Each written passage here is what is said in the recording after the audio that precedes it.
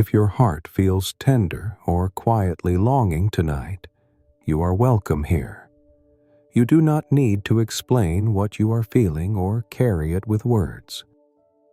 Not in this gentle and sacred moment. Just breathe slowly and allow the noise of the day to fade into the background. Here in this stillness, you are seen, you are known, and you are safe. The Lord understands the desires you have never spoken and the love you carry deep within your soul. He is closer than your next breath, listening without judgment. So for now, let me walk beside you. Let the world grow quiet and let your heart rest in His presence. Tonight, we step into the Song of Solomon, a deeply intimate and poetic book written for anyone who has ever longed to feel truly loved, chosen, and cherished. If you have been lying awake, feeling unseen, wondering if love can still feel pure or gentle, this book is meant for you. The Song of Solomon speaks to the quiet ache for connection, affirmation, and beauty in a world that often feels harsh or distant. Before anything is explained or resolved, this book reminds the listener that love, when rooted in God, is sacred and not something to be ashamed of. It opens not with commands or laws, but with longing, admiration, and the language of the heart.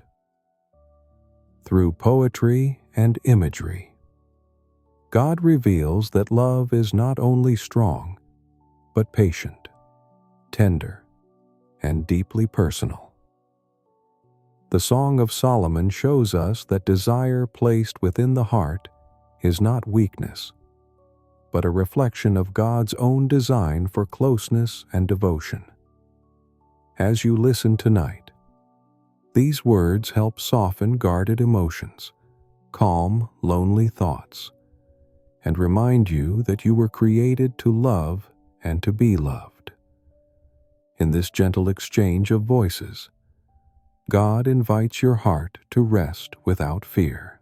Before we begin, you are welcome to share where you are listening from and what time it is for you. And if there is anything tender resting on your heart tonight, you may share it as a prayer request. Even across distance, we are resting together in this quiet and meaningful hour. If this reading brings you comfort, I invite you to stay with us by subscribing to Divine Rest. This is a gentle place where God's Word speaks softly to tired hearts, night after night. Here, you belong, and you are loved. Chapter 1. The Call of Desire. Breathe slowly with me tonight, beloved. Let the air fill your lungs like a gentle tide washing onto shore, steady and sure. We are about to step into something beautiful, something tender, something that our hearts have been longing for even when we could not name it. We are entering a garden where love speaks in whispers, where desire is not hidden but celebrated, where the deepest yearnings of the human heart are honored as sacred gifts from the God who created us for connection, for intimacy, for the joy of being fully known and fully loved. The Song of Solomon begins with words that might startle us in their directness, their honesty, their refusal to pretend that holy people do not have deep longings. Let him kiss me with the kisses of his mouth, for your love is better than wine. These are the very first words, dear friend. Not a careful introduction, not a theological preamble, just the raw, beautiful cry of a heart that wants to be close, that longs for intimacy, that cannot hide its desire any longer. The bride is speaking, and she is not ashamed. She is not apologizing for wanting to be kissed, for longing to be held, for desiring the closeness that comes when two people who love each other truly draw near. And here, right at the beginning of this sacred song, God is telling us something we desperately need to hear. Your longing for love is not a flaw. Your desire for intimacy is not a weakness. Your yearning to be cherished, to be held, to be kissed by someone who delights in you, this is not sin. This is humanity. This is how you were made. This is the echo of God's own heart placed within you. For so long, beloved, we have been taught to be suspicious of desire, to view longing as dangerous, to treat our deepest needs for connection as things to be suppressed rather than celebrated. And yes, there are ways that desire can be twisted, ways that longing can lead us astray when it is disconnected from wisdom and patience and the rhythms God has established for our good. But the desire itself, the longing itself, the yearning to love and be loved, this is not the enemy. This is a gift. This is God's fingerprint on your soul. Your anointing oils are fragrant. Your name is oil poured out. Therefore, virgins love you. The bride is describing what draws her to her beloved. It is not just his appearance, though she will speak of that too. It is something deeper. It is the fragrance that surrounds him, the reputation that precedes him, the way his very name is like precious oil being poured out, filling the air with sweetness. When you truly love someone, when you are truly drawn to them, it is not just about what you see. It is about what you sense, what you feel, what your heart recognizes even before your mind can explain it. And notice, friend, that others love him too. The virgins, the young women, they are also drawn to him. Love like this is not jealous or possessive in the toxic sense. It does not demand that no one else see the beauty we see. True love recognizes that the beloved is worthy of admiration, and it is not threatened by that recognition. It is secure enough to say, yes, others see his worth too, and that is as it should be, because he is remarkable. Draw me after you. Let us run. The king has brought me into his chambers. There is urgency here, but it is not the urgency of impatience or lust.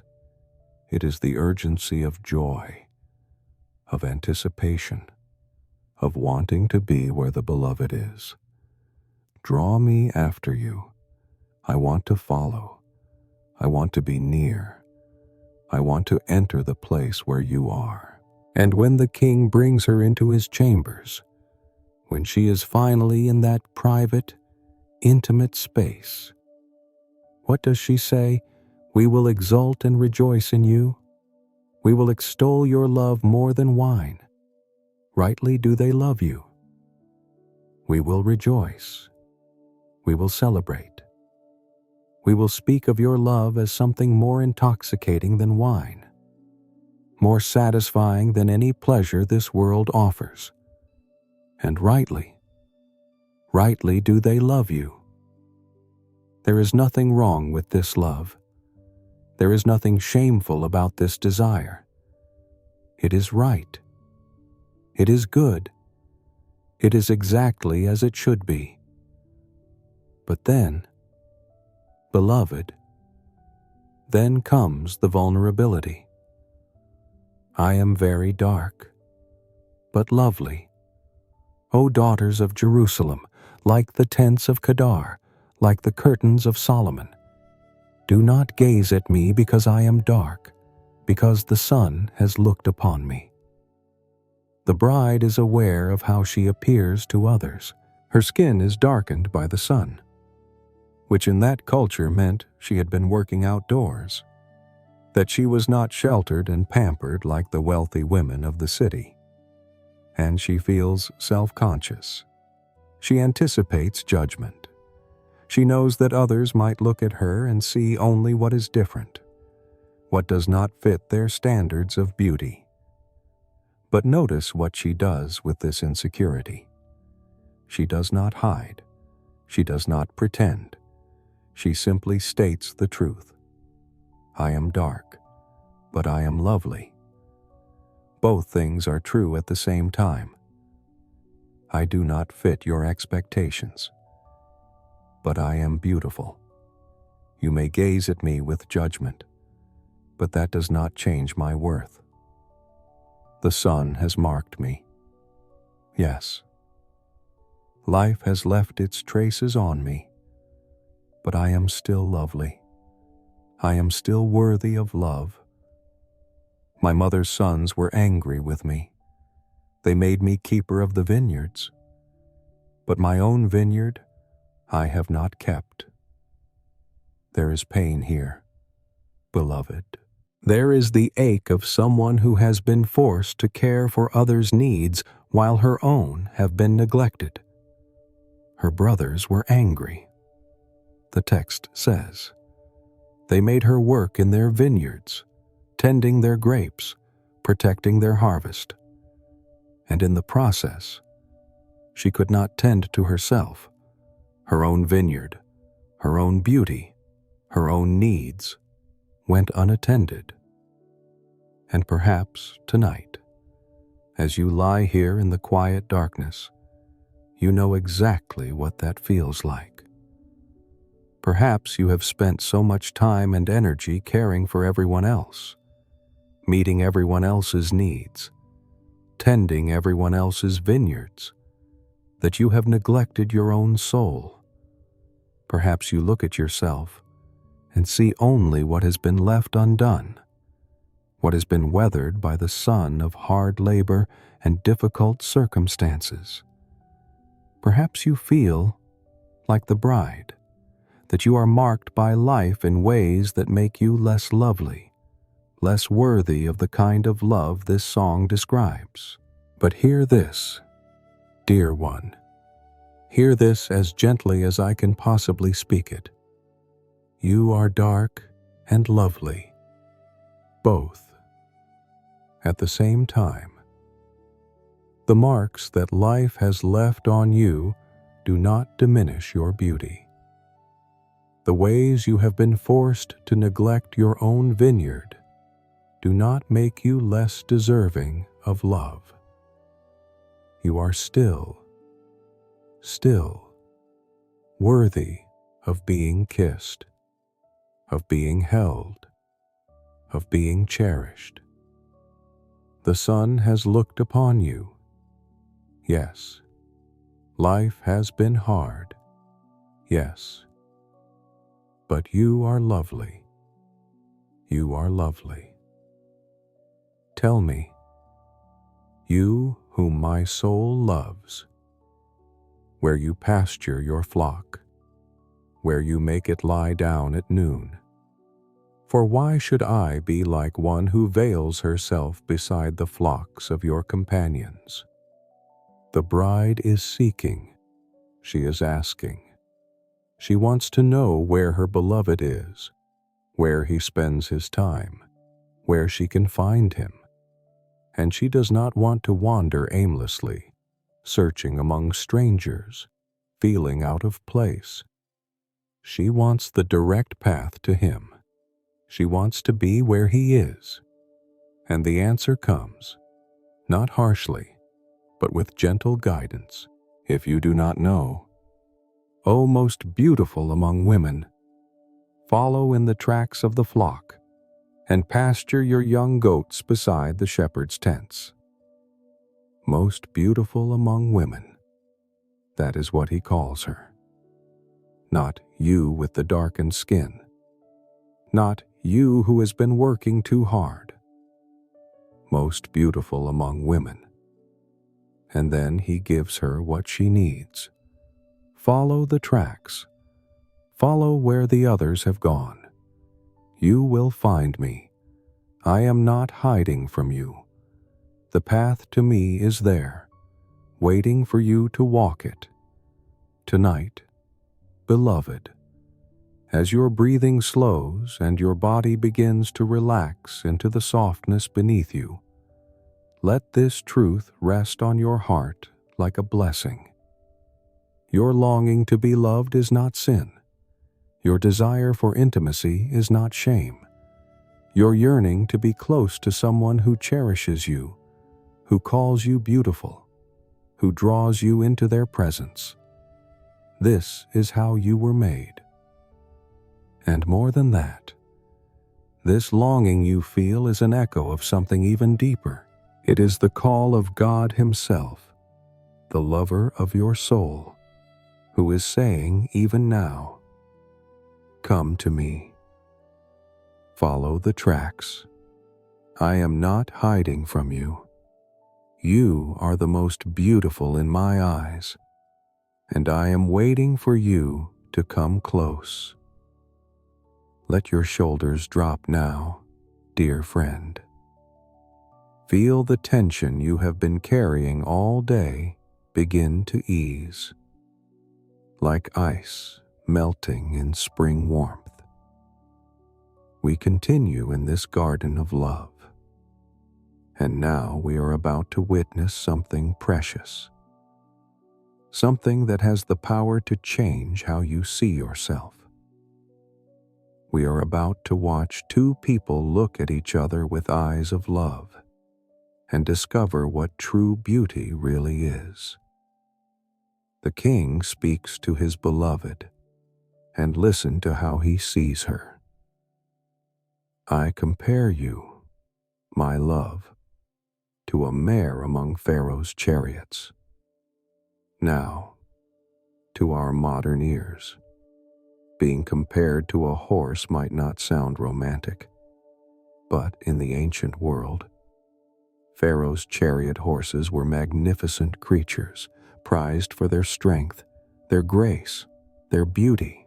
They were adorned with jewels, celebrated in songs, worth more than gold. To compare the bride to such a creature is to say, "You are strong and beautiful. You are graceful and valuable. You are magnificent. Your cheeks are lovely with ornaments, your neck with strings of jewels. We will make for you ornaments of gold, studded with silver."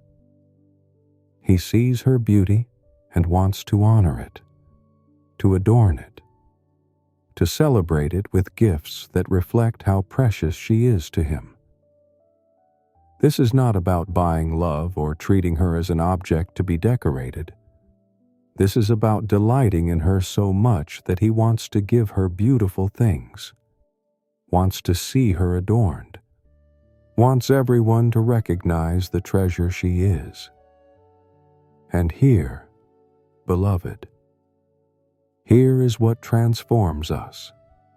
When someone truly loves us, when someone looks at us with eyes that see not just our flaws, but our beauty, not just our failures, but our worth, not just our weaknesses, but our strength, something shifts inside us.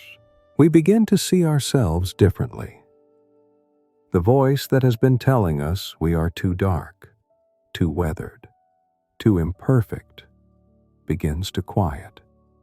And a new voice, the voice of love, begins to speak truth about who we really are. The bride responds, and now she speaks with confidence. While the king was on his couch, my nard gave forth its fragrance. She is no longer apologizing for how she looks. She is no longer defensive about her sun-darkened skin. She is resting in his presence. And from that rest from that place of being loved, her own beauty emerges. The nard, the precious perfume, gives forth its fragrance. When you are loved well, when you are treasured rightly, your own loveliness begins to flow out naturally, effortlessly, like perfume filling a room. My beloved is to me a sachet of myrrh that lies between my breasts. My beloved is to me a cluster of henna blossoms in the vineyards of Engedi. She is describing how precious he is to her, using images of fragrance and beauty from the natural world. Myrrh between her breasts, close to her heart, always with her. Henna blossoms in the vineyards, beautiful and flourishing in a place known for its springs and gardens. Her beloved is life to her. He is beauty. He is the fragrance that she carries with her always. And then he speaks again. Behold, you are beautiful, my love. Behold, you are beautiful. Your eyes are doves. He says it twice. Beloved, behold, you are beautiful. Behold, you are beautiful. As if once is not enough. As if he needs her to really hear it, to really believe it, to let it sink down into the places where she has been carrying shame and insecurity. You are beautiful. And your eyes are like doves, gentle, pure, soft, full of peace. She responds in kind. Behold, you are beautiful, my beloved, truly delightful. Our couch is green. The beams of our house are cedar. Our rafters are pine.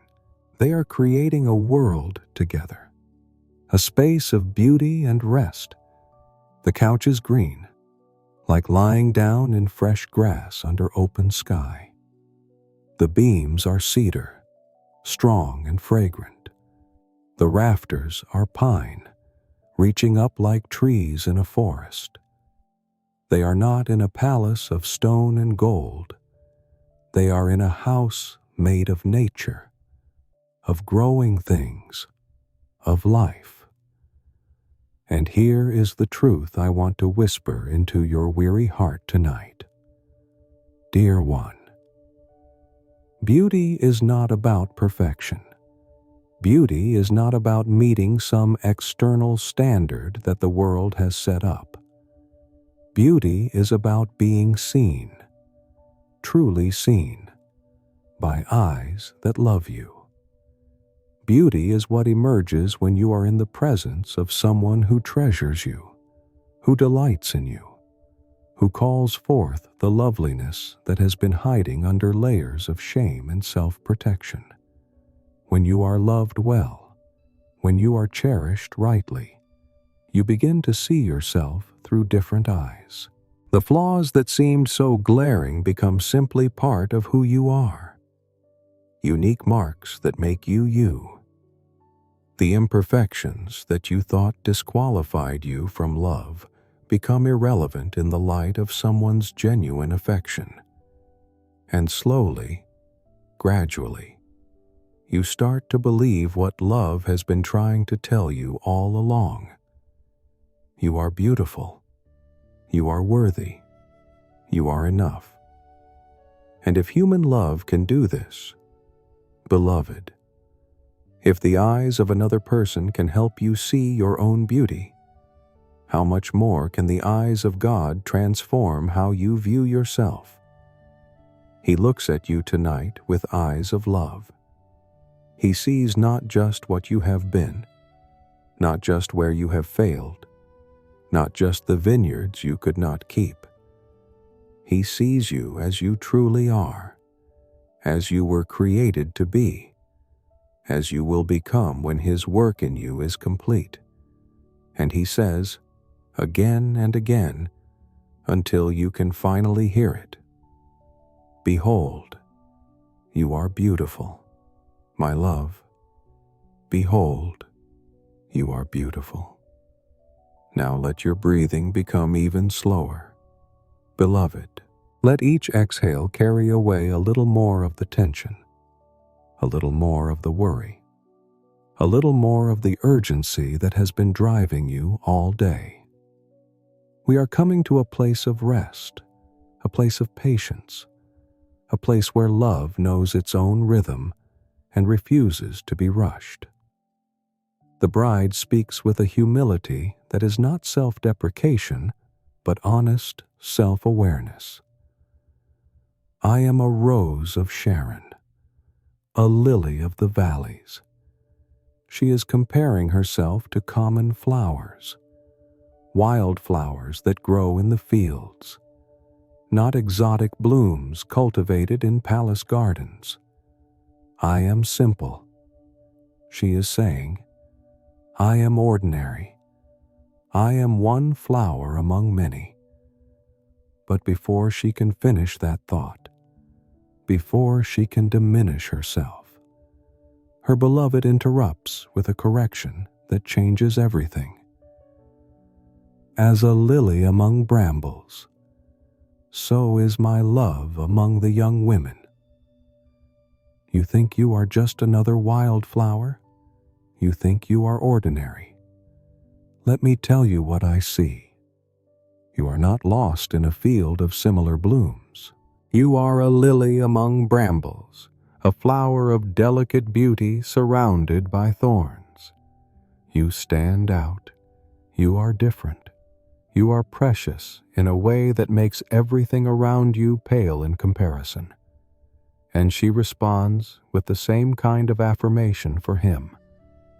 As an apple tree among the trees of the forest, so is my beloved among the young men. You are not just another tree in the woods.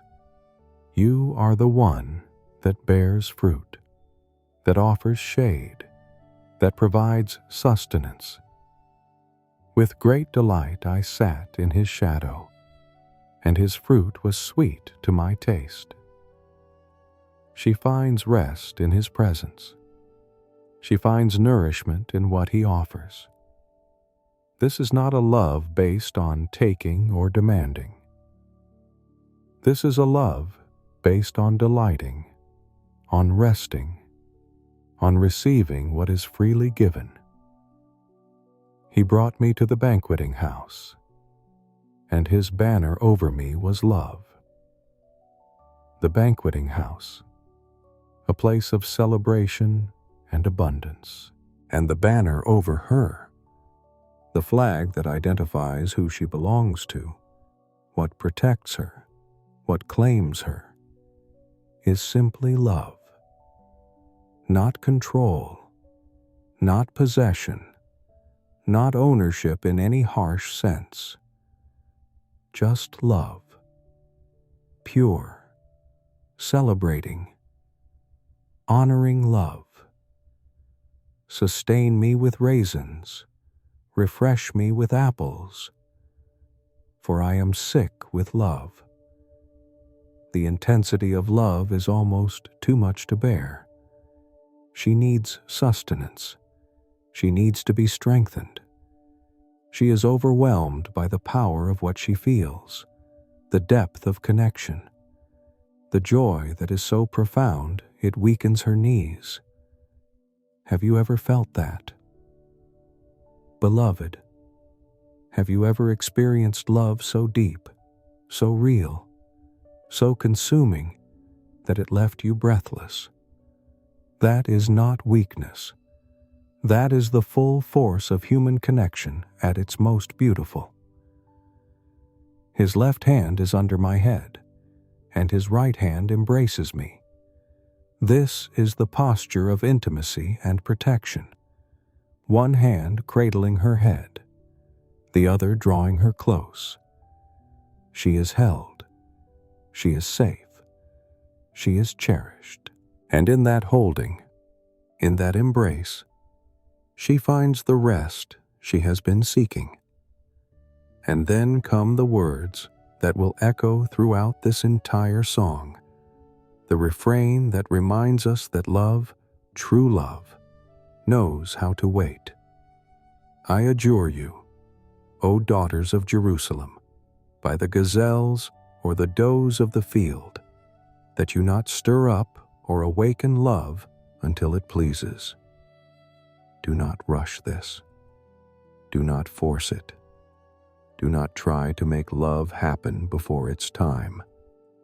Love has its own rhythm, its own season, its own perfect timing. And when you try to awaken it too early, when you try to rush into intimacy before the foundation is laid, before the trust is built, before the time is right, you damage something precious.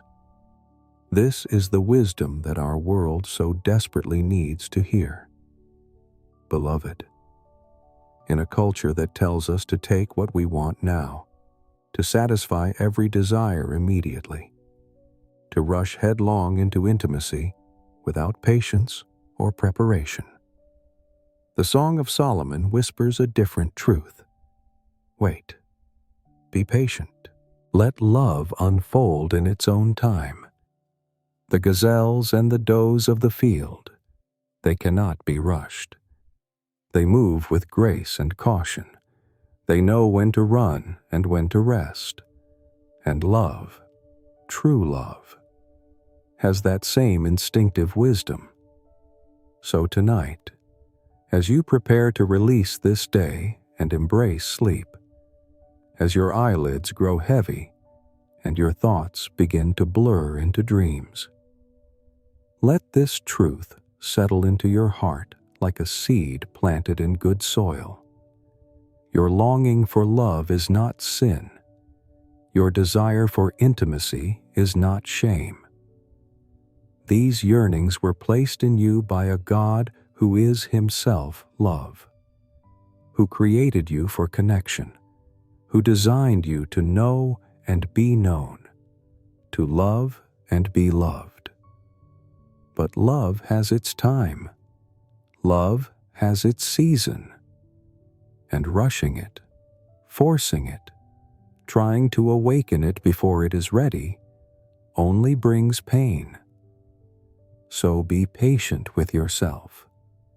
Be patient with your story. Be patient with the unfolding of the relationships in your life. Trust that when the time is right, when the season has come, when love is ready to be awakened, it will be more beautiful, more fulfilling, more life-giving than anything you tried to force into existence too soon. Rest now, beloved child of God. Rest in the knowledge that you are seen as beautiful by the one who created beauty. Rest in the assurance that you are held by hands that will never let you go. Rest in the promise that love, true love, the kind that reflects God's own heart, is worth waiting for. Let your breathing slow. Let your body sink into the softness. Let your mind release its grip on the day. You are the lily among brambles. You are the one who sits in the shadow of the apple tree. You are beloved, and you can rest now in that love. Amen. Chapter 2. Love awakens. The bride speaks, and you can hear the joy breaking through her voice like sunrise breaking through clouds. The voice of my beloved, behold, he comes, leaping over the mountains, bounding over the hills. She hears him before she sees him. His voice reaches her first, calling across the distance, and then she catches sight of him. He is moving toward her with such joy, such eagerness, like a young deer racing through the hills at dawn. When love comes, dear friend, when it truly comes, it does not hesitate. It does not count the cost or measure the distance. It simply comes, drawn by a longing that cannot be contained. A desire to be near that overcomes every obstacle. My beloved is like a gazelle or a young stag.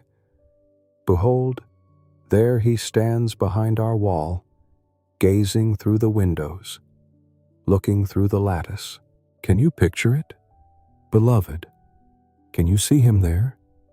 So close now, separated only by the wall, his face pressed to the window, his eyes searching for a glimpse of her. He has come quickly, running with all the grace and beauty of a young deer. But now he pauses. Now he waits. He does not break down the barrier. He simply stands there, looking, longing, his whole being focused on seeing her, on being near her. And then he speaks. And oh, dear friend, his words are like honey, like warm sunlight falling on cold ground, like the first notes of a song you thought you would never hear again. Arise, my love, my beautiful one, and come away. For behold, the winter is past. The rain is over and gone. Winter is past. Let those words sink into the deepest, coldest places of your heart. Winter is past. The season of barrenness and darkness and waiting, that long gray time when nothing grows and everything feels frozen and hope seems buried under snow, that season is over. It has ended. It is behind you now. The flowers appear on the earth.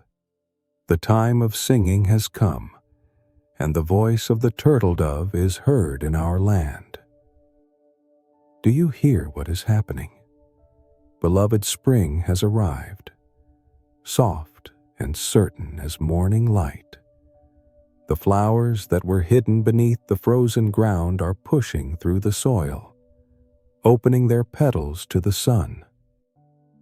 The birds that were silent through the cold months are singing again, their voices filling the air with melodies of joy and new beginnings.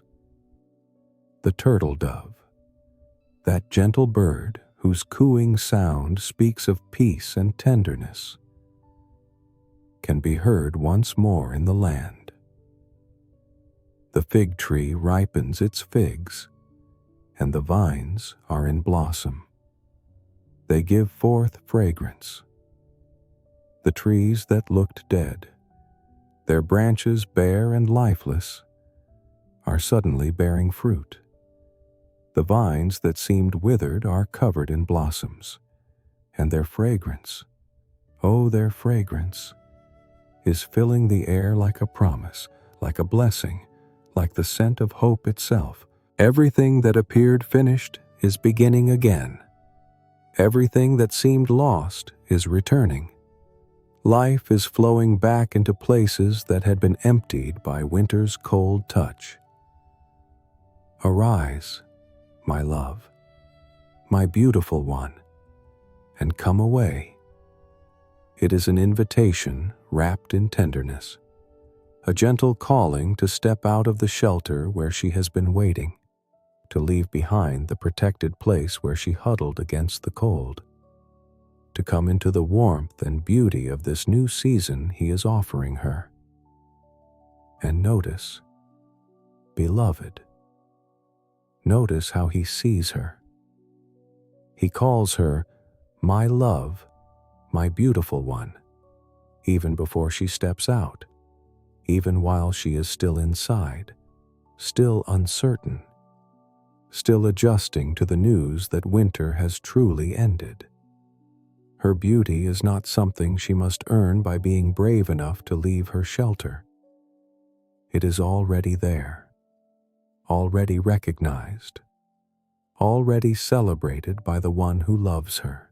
And here, dear one, as you lie in the quiet darkness of this night, as your breathing slows and your body begins to remember what rest feels like, let this truth wash over you like gentle rain falling on parched ground.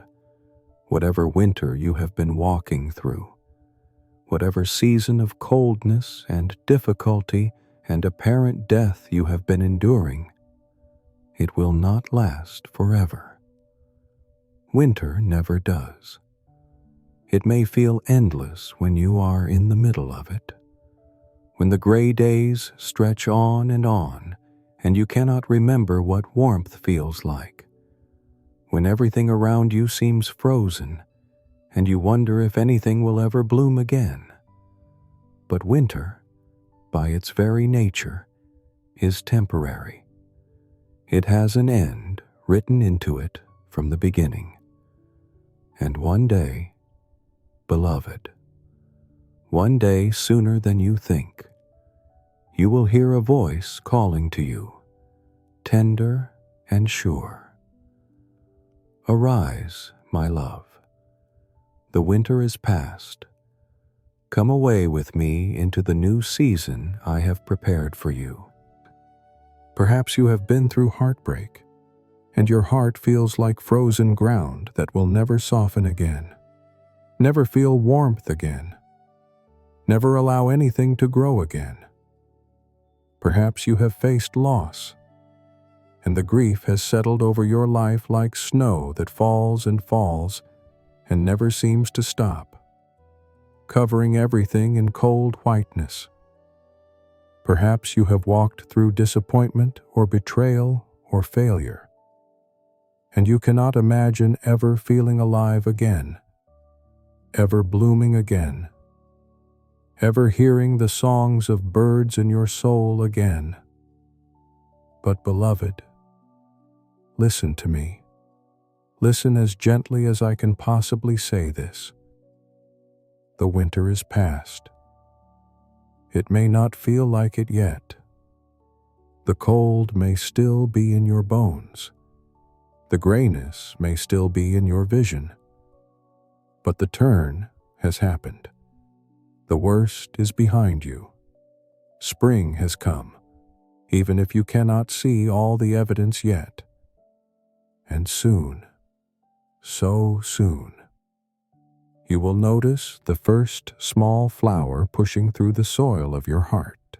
You will hear the first tentative note of a song rising in your spirit. You will catch the faint fragrance of hope beginning to blossom again in places you thought were dead forever. This is not wishful thinking, dear friend. This is not pretending that pain does not matter or that winter was not real.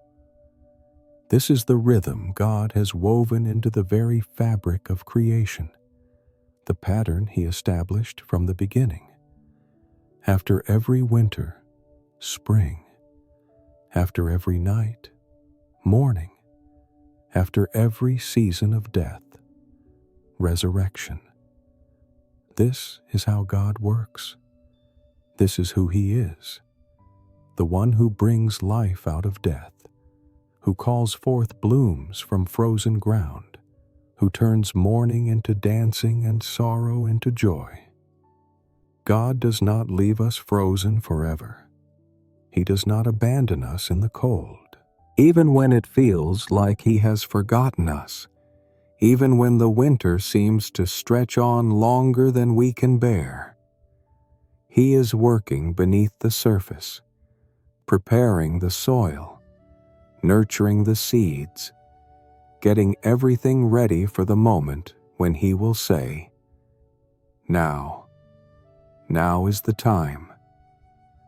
Arise, my love, and come away with me into spring."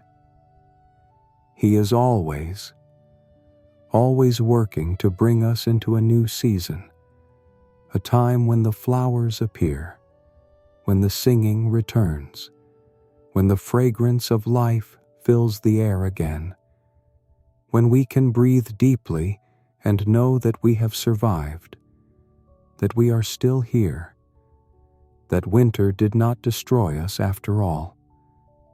So tonight, as your eyelids grow heavy and your thoughts begin to soften into dreams, as you feel yourself drifting toward the rest your body and soul so desperately need, receive this invitation. Arise, beloved. The winter is past. The rain is over and gone. The time of singing has come. You may not be able to see all the evidence yet. The flowers may just be starting to appear, small and fragile, barely visible above the soil. But they are there. Spring is here. New life is breaking through. And the one who loves you, the one who has been waiting for this moment, who has been preparing this new season while you shivered through the cold, is calling you now. He is inviting you to come away with him into this time of beauty and growth and hope restored. You do not have to understand how it happened. You do not have to figure out all the details of how winter ended and spring began. You simply have to hear his voice saying, "Come away with me. Let me show you what I have prepared for you. Let me walk with you through this new season. Let me teach you to trust again, to hope again, to believe again that good things are possible, that beauty can return, that your heart can bloom once more." Let your shoulders drop even lower now, dear friend. Feel the tension melting away like morning mist when the sun rises, gentle and gradual and complete.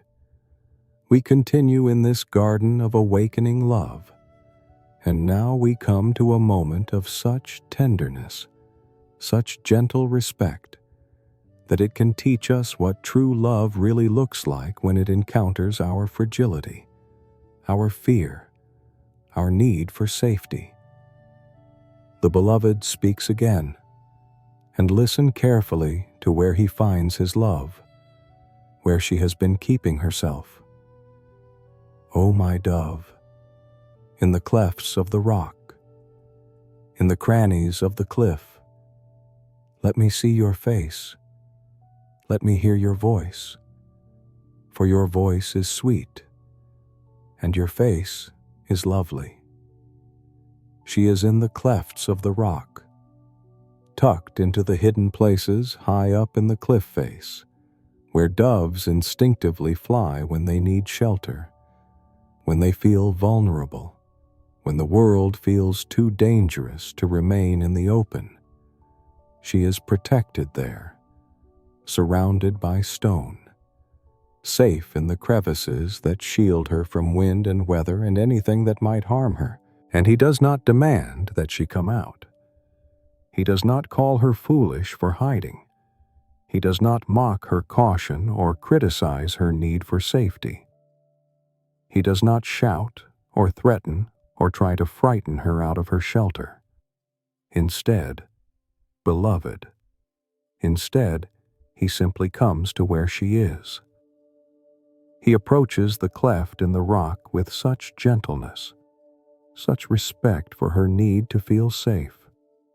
And from there, from outside her hiding place, standing where she can see him, but without invading her protected space, he makes the softest request. "Let me see your face.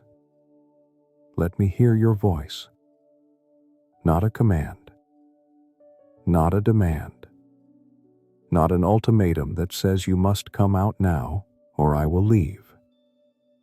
Just an invitation, tender as a whisper. "I want to see you. I want to hear you. I miss the sight of your face and the sound of your voice. For your voice is sweet, and your face is lovely. He tells her this before she reveals herself, before she steps out of hiding, before she proves her courage or overcomes her fear. Your voice is sweet, your face is lovely. Right now, beloved, in this moment, hidden as you are, afraid as you are, tucked away in your shelter as you are, you do not have to earn my affection by being brave. You do not have to deserve my love by stepping out before you are ready. I already see your beauty. I already cherish the sound of your voice. You are precious to me exactly as you are. And here, dear friend, here is something we so desperately need to understand about love. Both the love we receive from others and the divine love that is its source and pattern. True love respects our need for shelter. True love honors our fragility. True love does not force its way past our defenses or break down the walls we have built to protect our tender hearts. True love comes to the cleft in the rock where we are hiding.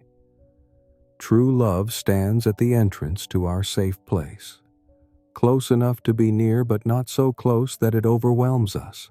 True love speaks gently, affirming our worth even while we are still afraid, even while we are still hiding, and invites us, when we are ready, in our own time, to let ourselves be seen. How many times, beloved, how many times have you been hiding in the clefts of the rock? How many times have you tucked yourself away in the protected places, high up where no one can easily reach you, because you have been hurt and you are afraid of being hurt again? Because the world has proven itself dangerous and exposure has proven itself costly. Because your heart is so tender and fragile that you cannot risk letting it be seen. And perhaps you have been told that this hiding is weakness, that faith means always being bold and open and vulnerable, that you should have more courage, that you should trust more easily, that by now you should be past this need for safety. But what if that is not quite true? What if there is wisdom, deep wisdom, in knowing when to seek shelter? What if the dove in the cleft of the rock is not a picture of failure, but a picture of someone who understands her own vulnerability and is taking care of herself in the way that is needed? What if God Himself, who made the doves and gave them the instinct to fly to the rocks when danger threatens, respects this need for safety and does not despise it? God does not condemn you for your hiding, beloved. Christ does not despise you for your fear or your need for protection. He comes to where you are.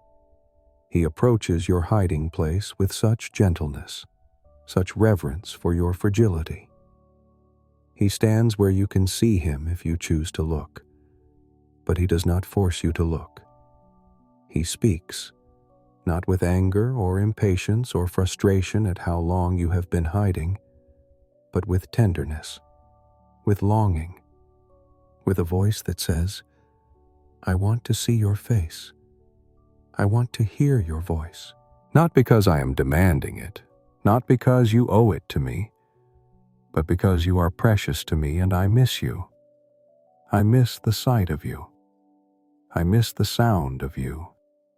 And even while you are still hidden, even while you are still afraid, even while you are still not sure if it is safe to come out, He wants you to know this, wants you to hear this clearly, wants it to sink deep into the places where you doubt your own worth. Your voice is sweet to him. Your face is lovely to him. You are precious, just as you are, hiding and all, fear and all, wounded and all. You do not have to be healed before you are loved. You do not have to be brave before you are cherished. You are already beloved in your hiding place. Then comes a curious line, a sudden shift in the imagery that at first seems abrupt, but carries its own important message. Catch the foxes for us, the little foxes that spoil the vineyards, for our vineyards are in blossom, are the little foxes, small creatures that seem almost harmless, almost cute, can do terrible damage to a vineyard that is just beginning to bear fruit. They dig and burrow at the roots. They nibble at the tender shoots. They destroy the blossoms before they can become grapes. And love, when it is in its early stages, when it is just beginning to bloom and grow, when the first flowers are appearing after winter, is vulnerable to these little foxes, these small things that seem insignificant but can ruin what is trying to grow. What are the little foxes in your life? Beloved, what are the small things, the seemingly harmless things that threaten to destroy the new growth that is trying to happen in your heart? Perhaps it is bitterness that starts small but grows into a root that chokes out joy and makes it impossible for love to flourish. Perhaps it is fear that seems reasonable, that seems like wisdom, but slowly wraps itself around your heart until you cannot risk trusting anyone, cannot risk stepping out of the cleft in the rock, cannot risk letting yourself be seen. Perhaps it is cynicism that masquerades as sophistication, that makes you feel smart and protected, but slowly destroys your capacity to believe that good things can happen, that love can be real, that spring can truly come after winter. These little foxes, dear friend, they must be caught. They must be addressed, not with violence or harshness toward yourself, not with condemnation or shame, but with gentle awareness, with loving vigilance, with the quiet determination to protect the tender new life that is trying to bloom in your heart. You do not have to let the little foxes run free. You do not have to pretend they are harmless. You can acknowledge them, name them, and with God's help, catch them before they destroy the vineyard that is just beginning to blossom. My beloved is mine, and I am his. He grazes among the lilies. There is such peace in these words, such settled assurance. My beloved is mine, and I am his. We belong to each other, not in the sense of ownership or control, but in the sense of commitment, of mutual choosing, of knowing that we are each other's, and that this belonging is good and right and safe. And he grazes among the lilies. He dwells in beauty. He moves with grace through the good places of life. He is not harsh or demanding. He is gentle and life-giving, like one who walks carefully among flowers, appreciating their beauty, never crushing them under careless feet. Until the day breathes and the shadows flee, be like a gazelle or a young stag on the mountains of Bether. Until the full light comes, until morning breaks completely, until everything is revealed and there is no more hiding and no more shadows and no more fear. Until that time, Beloved. We live in this in-between space, where love calls to us from outside our hiding places, where spring has come, but winter's chill still lingers in our bones, where the flowers are blooming, but we are still learning to trust that they will not be destroyed. And in this space, we need patience. We need gentleness with ourselves. We need the assurance that the one who loves us is not rushing us, not forcing us, not demanding that we be further along than we are. He is simply inviting us, day by day, moment by moment, to come a little closer, to let ourselves be seen a little more, to trust a little deeper. Now let your breathing become so slow, so gentle, that you can barely feel it moving in and out. Dear friend, let the darkness of your room become not something that frightens you, but something that holds you tenderly, that wraps around you like the softest blanket. We are coming to a part of the song where love is tested, where absence teaches us about presence, where the bride must discover just how deep her longing goes and how far she is willing to go to find what her heart needs most. On my bed by night, I sought him whom my soul loves. I sought him, but found him not. Night has fallen, that time when the world grows quiet and we are alone with our thoughts and our hearts. She is in bed, that place of rest and vulnerability, where we let down our guard and allow ourselves to feel what we have been holding at bay all day. And suddenly, she realizes he is not there. The one whom her soul loves, the one who called to her from outside the cleft in the rock, the one who invited her into spring with such tender words, is absent. The space beside her is empty, and her heart, oh, her heart cannot bear it. She begins to seek, not casually, not with mild curiosity, but with the urgency of someone whose heart cannot rest until the beloved is found.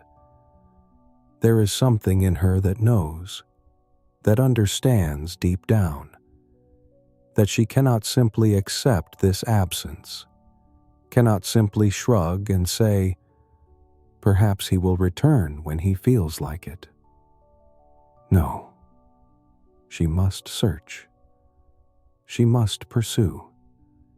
She must not rest until she has found him whom her soul loves. I will rise now and go about the city, in the streets and in the squares. I will seek him whom my soul loves. She does not stay in bed, pulling the covers over her head, lost in sadness or paralyzed by fear. She rises, even in the night, even in the darkness, even when it would be easier and safer to stay where she is. She rises. She leaves the comfort of her bed and goes out into the city, into the streets and the public squares, searching, calling, her heart set on one thing only, finding the one she loves. There is such courage in this, beloved, such beautiful, desperate courage. She is willing to be seen in her need. She is willing to admit to anyone who sees her that she has lost him, that she is searching, that she cannot rest until he is found. There is no pride here, no pretense that she is fine on her own, no mask of independence that says she does not need anyone. Just honest, aching longing and the determination to pursue what her heart needs most. I sought him, but found him not. The first search yields nothing, The streets, so busy during the day, are now empty and echoing. The squares where people gather are deserted. There is no trace of him, no sign, no hint of where he might be. And she could give up here. She could tell herself that she has tried, that if he wanted to be found, he would have made it easier, that perhaps this absence means he does not love her after all. She could protect herself from further disappointment, further vulnerability, by simply stopping the search and returning to her bed alone. But she does not. Something in her will not let her stop. Something in her knows that love is worth pursuing even when the first attempt fails, even when the search seems hopeless. The watchmen found me as they went about in the city. Have you seen him whom my soul loves? She encounters the watchmen, the guards who patrol the city streets at night, keeping order, watching for danger. And she is not embarrassed to ask them. She is not ashamed to admit what she is looking for, whom she is seeking. She speaks those words again, that phrase that has become like a heartbeat, like a prayer. Him whom my soul loves, not just someone pleasant, not just a nice companion, but the one whom her soul loves, the one who has become woven into the very fabric of her being, the one without whom she is incomplete. Scarcely had I passed them when I found him whom my soul loves. Finally, oh, finally, just beyond the watchman, just past the point where she had asked for help, she finds him, and the joy that must have flooded through her in that moment, beloved, the relief, the overwhelming gratitude. Can you feel it? Can you sense what it must have been like after the searching, after the empty streets and the mounting fear, to suddenly see him, to know he is real, to know he has not vanished forever? I held him, and would not let him go until I had brought him into my mother's house, and into the chamber of her who conceived me. She does not just touch him briefly and then let him slip away again. She holds him. She grips him firmly, determined that she will not lose him again, that she has searched too hard and wanted too deeply to risk another absence. And she brings him to her mother's house, to the place of her origins, to the intimate space where she was conceived and nurtured and first learned what love is. This is not just a reunion. This is integration. This is bringing the beloved into the very center of who she is, into the deepest, most private chambers of her heart and history.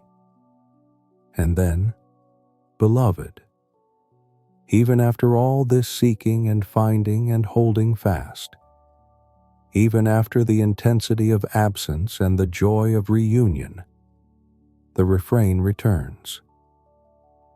I adjure you, O daughters of Jerusalem, by the gazelles or the does of the field, that you not stir up or awaken love until it pleases.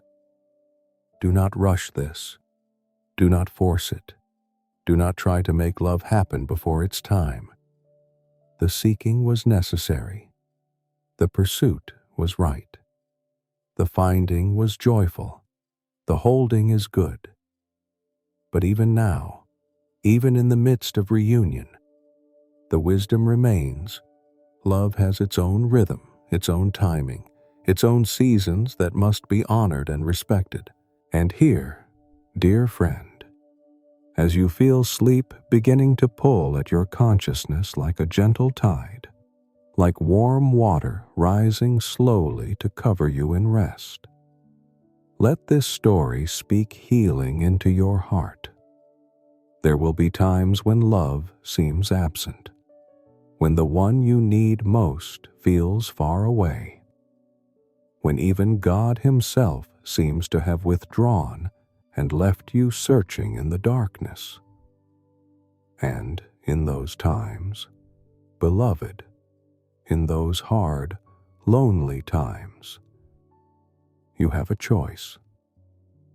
You can stay where you are, paralyzed by fear or hurt, or the belief that if He wanted to be found, He would make it easier.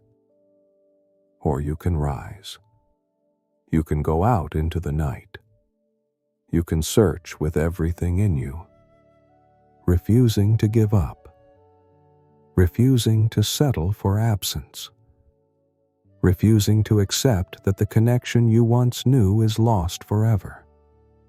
True love seeks. True love pursues. True love does not give up when the beloved is not immediately found. When the first search comes up empty, when the streets seem deserted and hope begins to fade, true love keeps looking, keeps asking, keeps moving forward, because it knows deep in the soul that what it is seeking is worth finding, that the beloved is out there somewhere, that reunion is possible even when it feels impossible. And this is true of your relationship with God as well. Beloved, there are seasons, dark seasons, when He feels absent, when your prayers seem to echo in empty space, when the intimacy you once knew seems to have vanished like morning mist. But He has not gone far. He is never as far as He feels. He is waiting, longing, hoping that you will rise from your bed of disappointment and come looking for Him with all your heart. He wants you to seek Him. He delights in being pursued by you. And when you do seek Him, when you truly seek Him with the determination of the bride in this song, when you refuse to stop looking until you have found Him, you will find Him.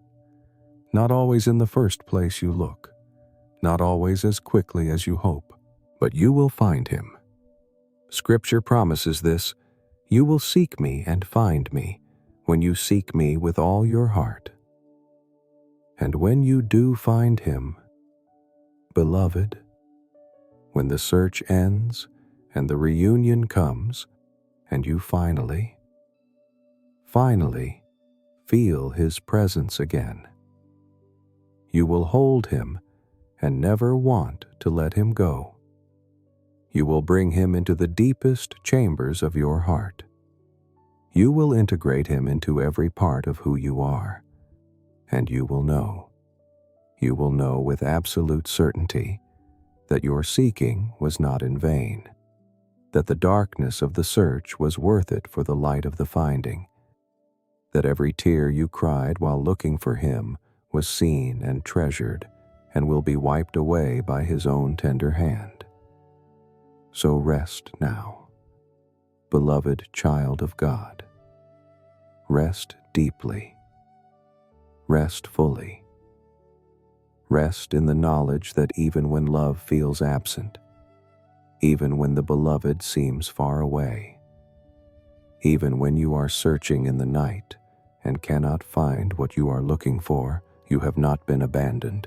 You have been invited into deeper seeking, into more determined pursuit, into a love that proves itself not by constant presence, but by faithful searching and joyful finding.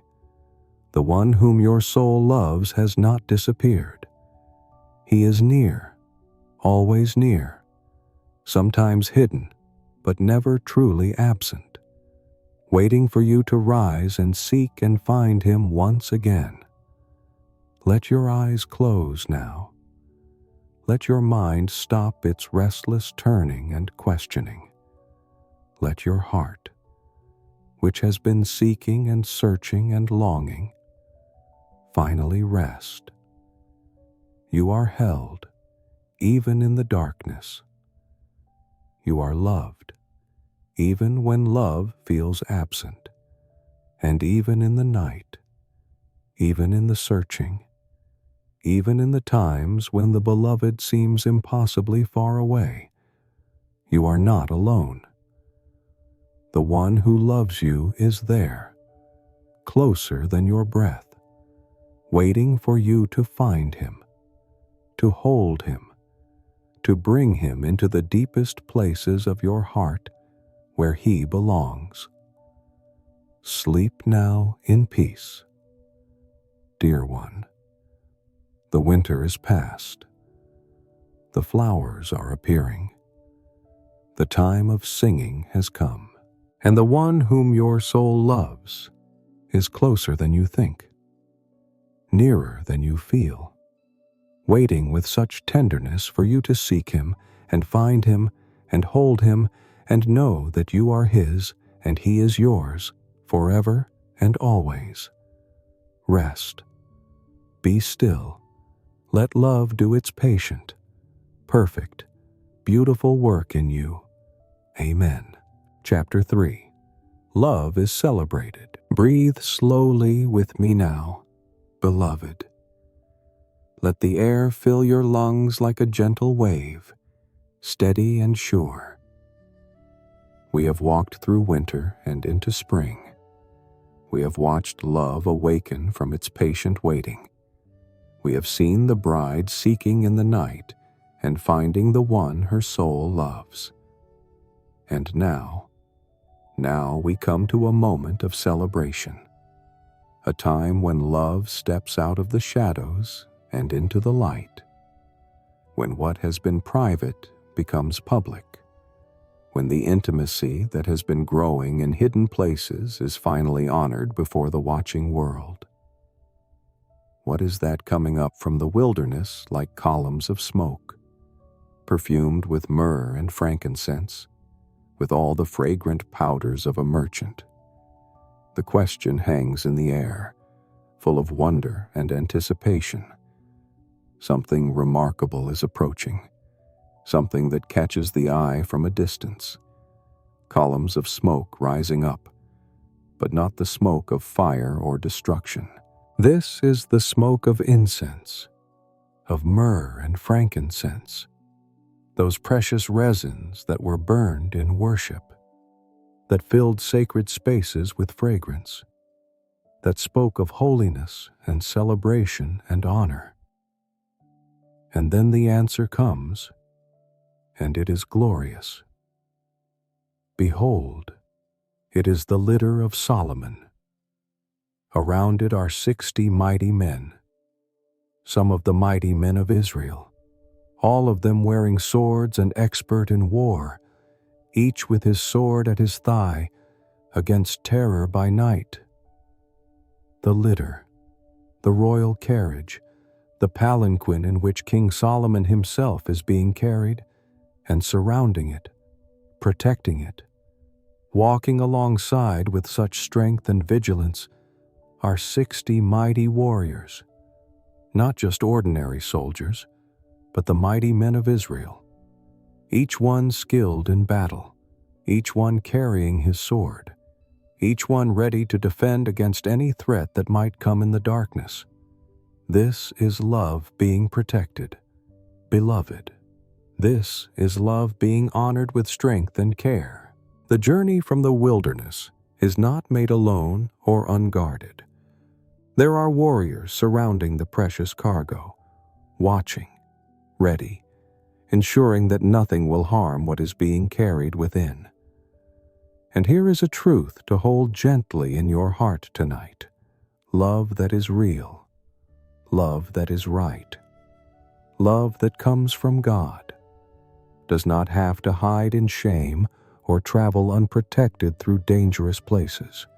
It deserves to be guarded. It deserves to be defended.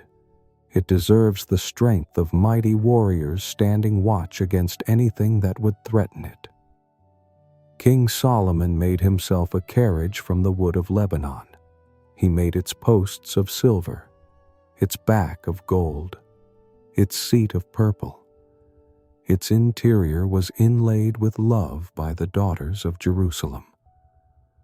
Look at the care that went into this, dear friend. Look at the beauty that was crafted for this moment.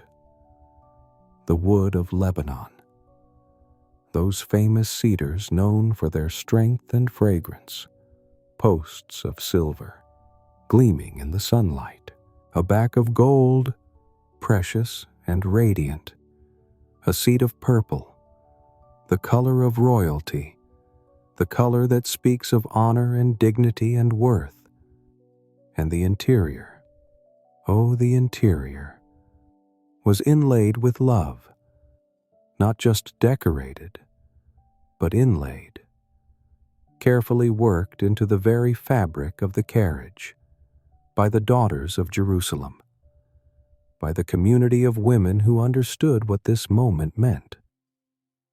This is what happens when love is honored. Beloved, it becomes something beautiful. It becomes something that draws the eye and captures the heart. It becomes something that an entire community celebrates and contributes to, adding their own labor of love to make it even more glorious. Love is not meant to be hidden away, ashamed, apologizing for its existence. Love is meant to be celebrated, to be surrounded by beauty, to be honored as the precious gift it is. Go out, O daughters of Zion, and look upon King Solomon, with the crown with which his mother crowned him on the day of his wedding, on the day of the gladness of his heart. This is the wedding day. This is the moment of union. This is when everything has been leading to, when all the waiting and seeking and longing finally comes to fulfillment. And everyone is invited to look, to witness, to celebrate. The king wears a crown, but not just any crown. This is the crown his mother gave him, a crown that speaks of family blessing, of being sent forth with love and honor, of having the approval and joy of those who matter most. And notice those final words, dear friend. Let them settle into your heart like honey. The day of the gladness of his heart. This is not duty. This is not obligation. This is gladness. This is joy. This is a heart so full of happiness that it cannot be contained, that spills over into celebration, that invites everyone to come and witness what true love looks like when it is honored and celebrated and brought into the light. And here, beloved, as your breathing slows and your body begins to remember what rest feels like, let this truth wash over you. If you have been carrying shame about your desire for love, if you have been told that longing for intimacy is somehow less than holy, if you have been hiding what your heart truly wants because you fear judgment or rejection, hear this. Love is not something to be ashamed of. Love that is real, love that is patient, love that has waited for its time and honored the rhythms of growing and seeking, that love deserves to be celebrated. It deserves to be brought out in a procession with fragrant incense and mighty warriors and beautiful craftsmanship. It deserves to be witnessed and blessed and honored by the community. You do not have to hide your heart's deepest longings, beloved. You do not have to pretend that you do not want to be loved, to be known, to be cherished. These desires were placed in you by a God who is himself love, who created you for connection, who delights in your joy. And when the time comes, when your love is ready to be honored, it will not need to apologize for existing. It will step out into the light, surrounded by protection and beauty. And the world will look and see and know that this is good. This is right. This is the gladness of a heart that has found what it was created for. Let your shoulders drop now, dear friend. Feel any remaining tension flowing out of your body like water running gently downhill. We are about to witness something so tender, so intimate, so careful, that it can change the way you understand what it means to be truly seen by someone who loves you. The king speaks to his bride, and listen to how he sees her. Listen to the care with which he notices, the detail with which he observes, the reverence with which he speaks of her beauty. Behold, you are beautiful, my love. Behold, you are beautiful. Your eyes are doves behind your veil. He begins with her eyes, those windows into the soul, and he sees doves there. Gentleness, purity, peace, softness. He is not looking at her with lust that reduces her to an object. He is looking at her with love that sees who she truly is and delights in every detail. Your hair is like a flock of goats leaping down the slopes of Gilead.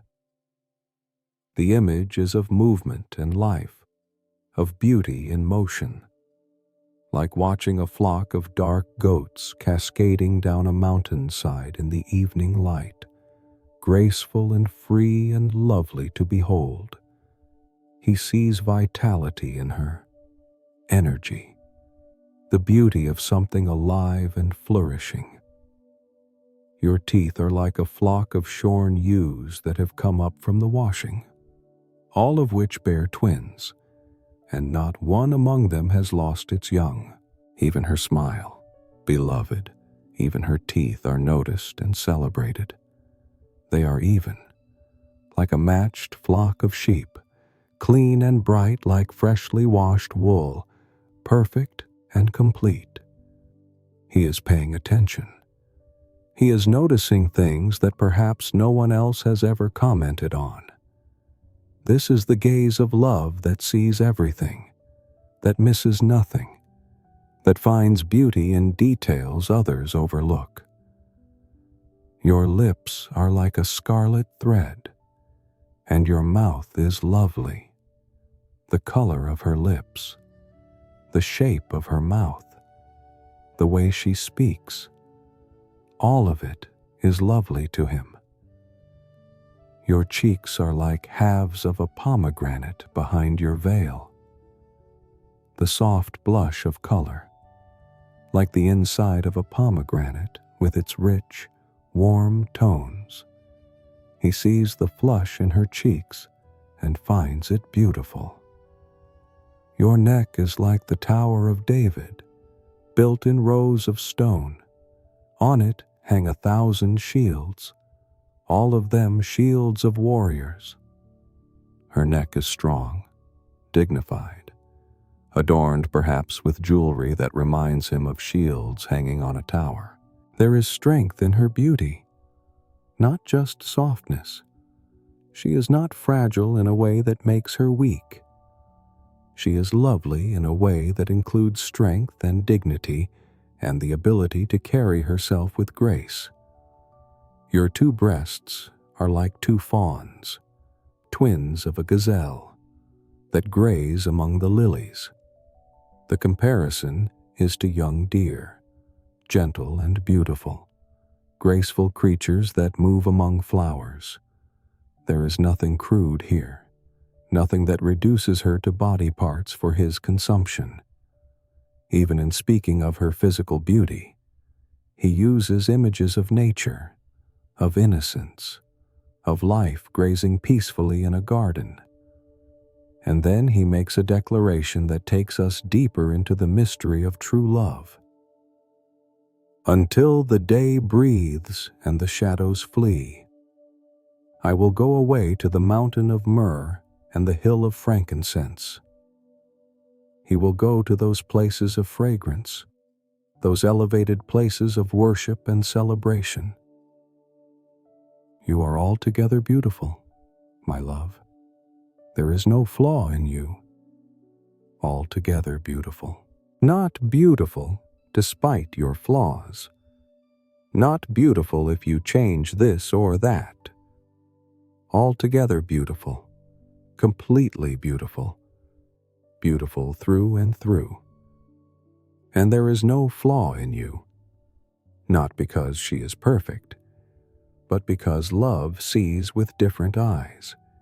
Eyes that do not focus on imperfections, but on the wholeness, the completeness, the sacred beauty of the beloved. Come with me from Lebanon, my bride. Come with me from Lebanon. Depart from the peak of Amana, from the peak of Senir and Hermon, from the dens of lions, from the mountains of leopards. He is inviting her to leave the wild places, the dangerous places, the heights where predators dwell. Come with me, he is saying. Come into safety. Come into the place where love dwells. You do not have to stay in the dangerous places anymore. You have captivated my heart, my sister, my bride. You have captivated my heart with one glance of your eyes, with one jewel of your necklace. Just one glance, just one small thing. That is all it took. This is not love that demands perfection or requires elaborate performance. This is love that is captivated by the smallest gesture, the briefest look, the simplest adornment. You do not have to do great things to be loved, beloved. You simply have to be yourself, and love will find you captivating. How beautiful is your love, my sister, my bride. How much better is your love than wine, and the fragrance of your oils than any spice. Your love, not just your appearance. Your love is beautiful. The way you love, the affection you give, the care you show. It is better than wine, more intoxicating than any pleasure this world offers. And the fragrance that comes from you, the essence of who you are, is better than any spice, any perfume, any manufactured scent. Your lips drip nectar. My bride, honey and milk are under your tongue. The fragrance of your garments is like the fragrance of Lebanon. The words she speaks are sweet, nourishing, life-giving. Her presence brings the fragrance of those famous cedars, that scent of strength and beauty and holiness. And then comes one of the most tender images in the entire song. A garden locked is my sister, my bride, a spring locked, a fountain sealed.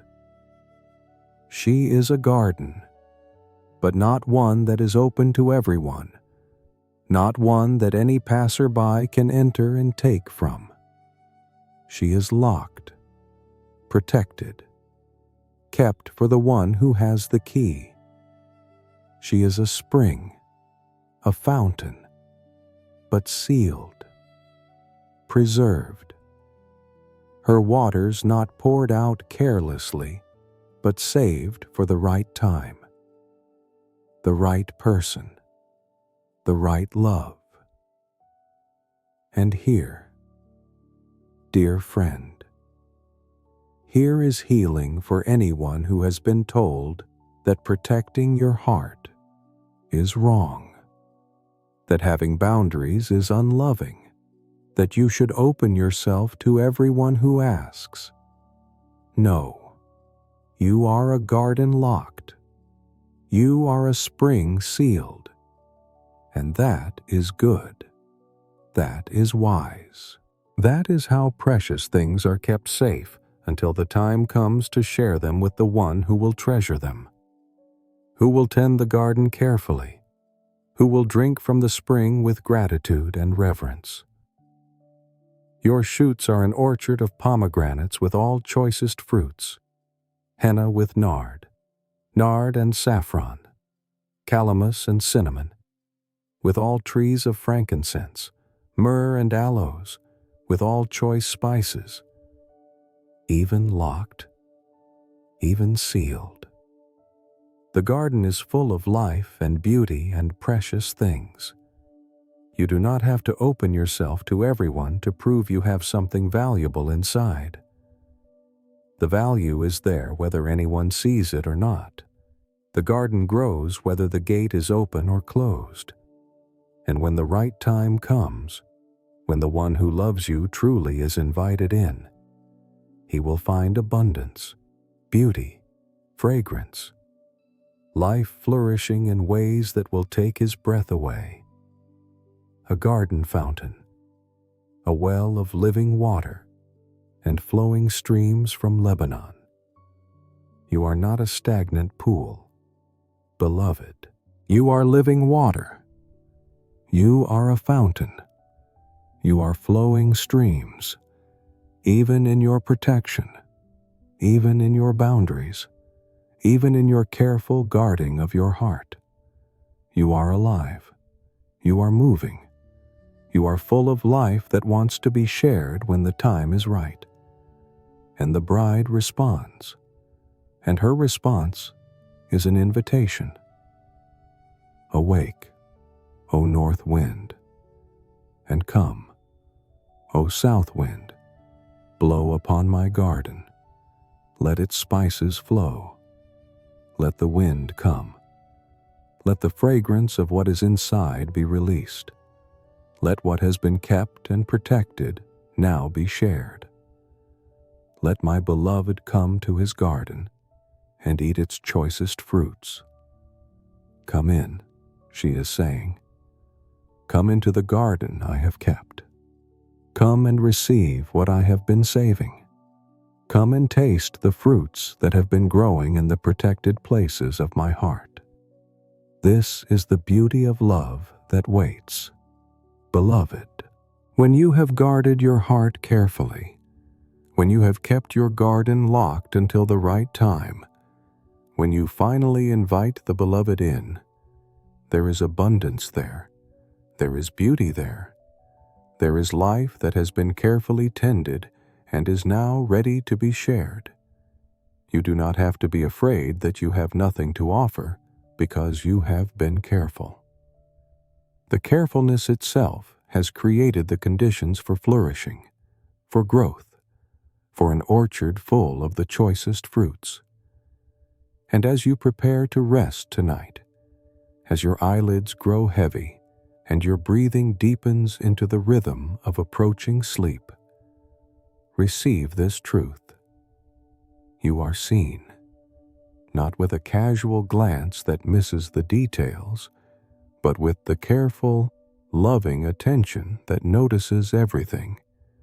God sees you this way, beloved.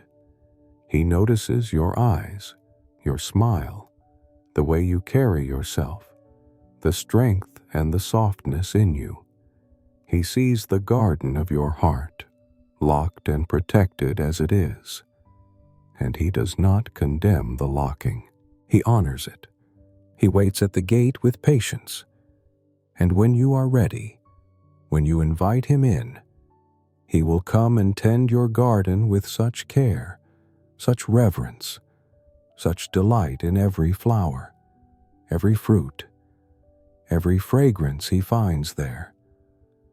Now let your breathing become so slow, so gentle, that it is barely a whisper of movement.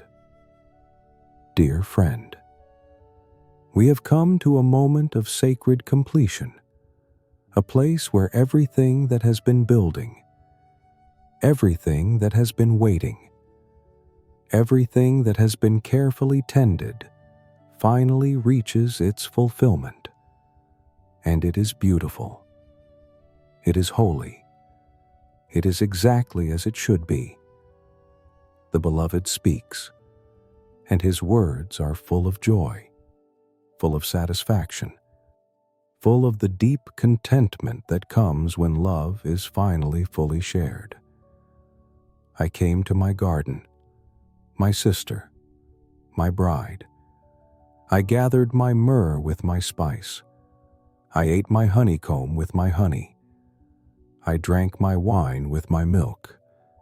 He has entered the garden that was locked.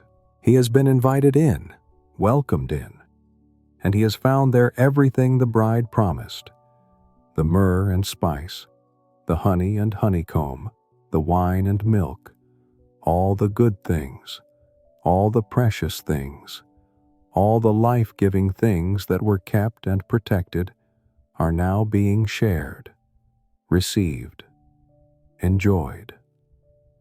This is not taking, beloved. This is receiving what is offered. This is accepting the invitation to come into the garden and partake of what has been prepared. There is joy in his voice, gratitude, wonder at the abundance he has found. He is not plundering the garden. He is receiving its gifts with reverence and delight. And then come the words that perhaps surprise us most in this holy song. Words that tell us something crucial about how God views the love between a husband and wife. The intimacy that happens when two people have waited for the right time and are finally united. A voice speaks, perhaps the voice of God himself, perhaps the voice of the community, perhaps both. And it says simply, beautifully, with no shame or hesitation, eat, friends, drink, and be drunk with love. Eat, drink, be drunk with love. This is permission. Beloved, this is blessing. This is the voice of heaven saying that the love between the bride and groom, the intimacy they are sharing, the pleasure they are finding in each other is good, is holy, is something to be celebrated without shame or guilt or fear. Eat of this love. Drink deeply of it. Let yourself be intoxicated by the joy of it. This is not sin. This is not something to feel guilty about. This is the fulfillment of God's design, the completion of what he intended when he created human beings for connection, for intimacy, for the deep joy of being fully known and fully loved. For too long, beloved, too long, we have been taught to be suspicious of pleasure, to view desire with fear, to treat the intimacy between husband and wife as something slightly shameful that must be endured rather than enjoyed. But here, in the very Word of God, we are told something different. We are told to eat, to drink, to be drunk with love. We are told that the garden of intimacy, when entered at the right time with the right person in the covenant of marriage, is not a place of shame, but a place of celebration, a place where friends are invited to rejoice, a place where even God himself is pleased. The holy joy of married love, dear friend, is not something to apologize for. It is something to receive with gratitude, to celebrate with abandon, to enter into fully without holding back. When love has waited for its time, when it has been protected and guarded and tended carefully, when the garden gate is finally open to the one who has been invited in, what happens there is beautiful, is sacred, is blessed by heaven itself. And here, as you prepare to release this day and let sleep wash over you like a gentle tide, Let this truth settle into the deepest places of your heart. You are invited into joy, beloved, into pleasure that is holy, into intimacy that is sacred, into a love that does not have to apologize for its existence or its delight. Whether you are in a season of waiting, protecting your garden until the right time comes, or whether you are in a season of sharing, inviting your beloved into the abundance that has been growing in hidden places. Know this: God sees your love and calls it good. He blesses your intimacy. He celebrates your joy. He wants you to eat and drink and be drunk with the love He has given you. You do not have to carry shame about your longings or your fulfillments. Beloved, you do not have to feel guilty for wanting to be loved or for experiencing joy when you are loved. These are gifts from the God who is Himself love, who created you for connection, who designed you for the deep pleasure of knowing and being known. Receive His blessing tonight. Receive His permission to celebrate love without shame. Receive His invitation to enter fully into the joy He has prepared for you. And rest now, dear one. Rest in the knowledge that you are seen with eyes of love, that every detail of who you are is noticed and cherished, that your garden is beautiful whether it is locked or opened, that the love you give and the love you receive are both precious in God's sight. Let your breathing slow. Let your body sink into softness. Let your heart, which has been holding so much, finally release its grip and trust that you are held by a love that will never let you go. Sleep well, beloved child of God. The procession has passed in beauty. The garden has been entered with reverence. The love has been celebrated without shame. And you, precious you, are invited to rest in the joy of knowing that you are altogether beautiful, that there is no flaw in you, that you are loved with a love that notices everything, honors everything, celebrates everything. Rest now in that love. Let it hold you through the night. Let it carry you into dreams of gardens and springs and the fragrance of cedars from Lebanon. You are safe. You are cherished. You are home. Amen. Chương 4. Chia xa và nỗi nhỏ. The bride is speaking, and she begins with words that tell us she was in that space between sleeping and waking, that liminal place where we are not quite in one world or the other. I slept, but my heart was awake. Part of her was resting, but part of her, the deepest part, was still alert, still listening, still aware. A sound. My beloved is knocking. Open to me, my sister, my love, my dove, my perfect one. For my head is wet with dew, my locks with the drops of the night. He is there, beloved. He is at the door. He is calling to her with such tender names, such loving words. My sister, my love, my dove, my perfect one. And he has been out in the night, in the cold and the dew, and he wants to come in, to be near her, to be with her. This is not a demand. This is a request. This is love standing at the door and knocking, waiting for the invitation to enter. But then, oh then, comes the hesitation that she will regret. I had put off my garment. How could I put it on? I had bathed my feet. How could I soil them? She is comfortable. She is clean. She is settled in for the night. And getting up, opening the door, letting him in, would require effort, would require disturbing her comfort, would require moving from where she is resting. And in that moment, in that small moment of hesitation, she makes a choice that feels reasonable, but will cost her dearly. How often, dear friend, how often do we do this same thing? Love knocks at our door, asking to be let in. And we hesitate because we are comfortable where we are, because opening the door requires effort, because we have already settled ourselves and do not want to be disturbed. It might be God calling us to prayer when we are tired. It might be a loved one reaching out when we are busy.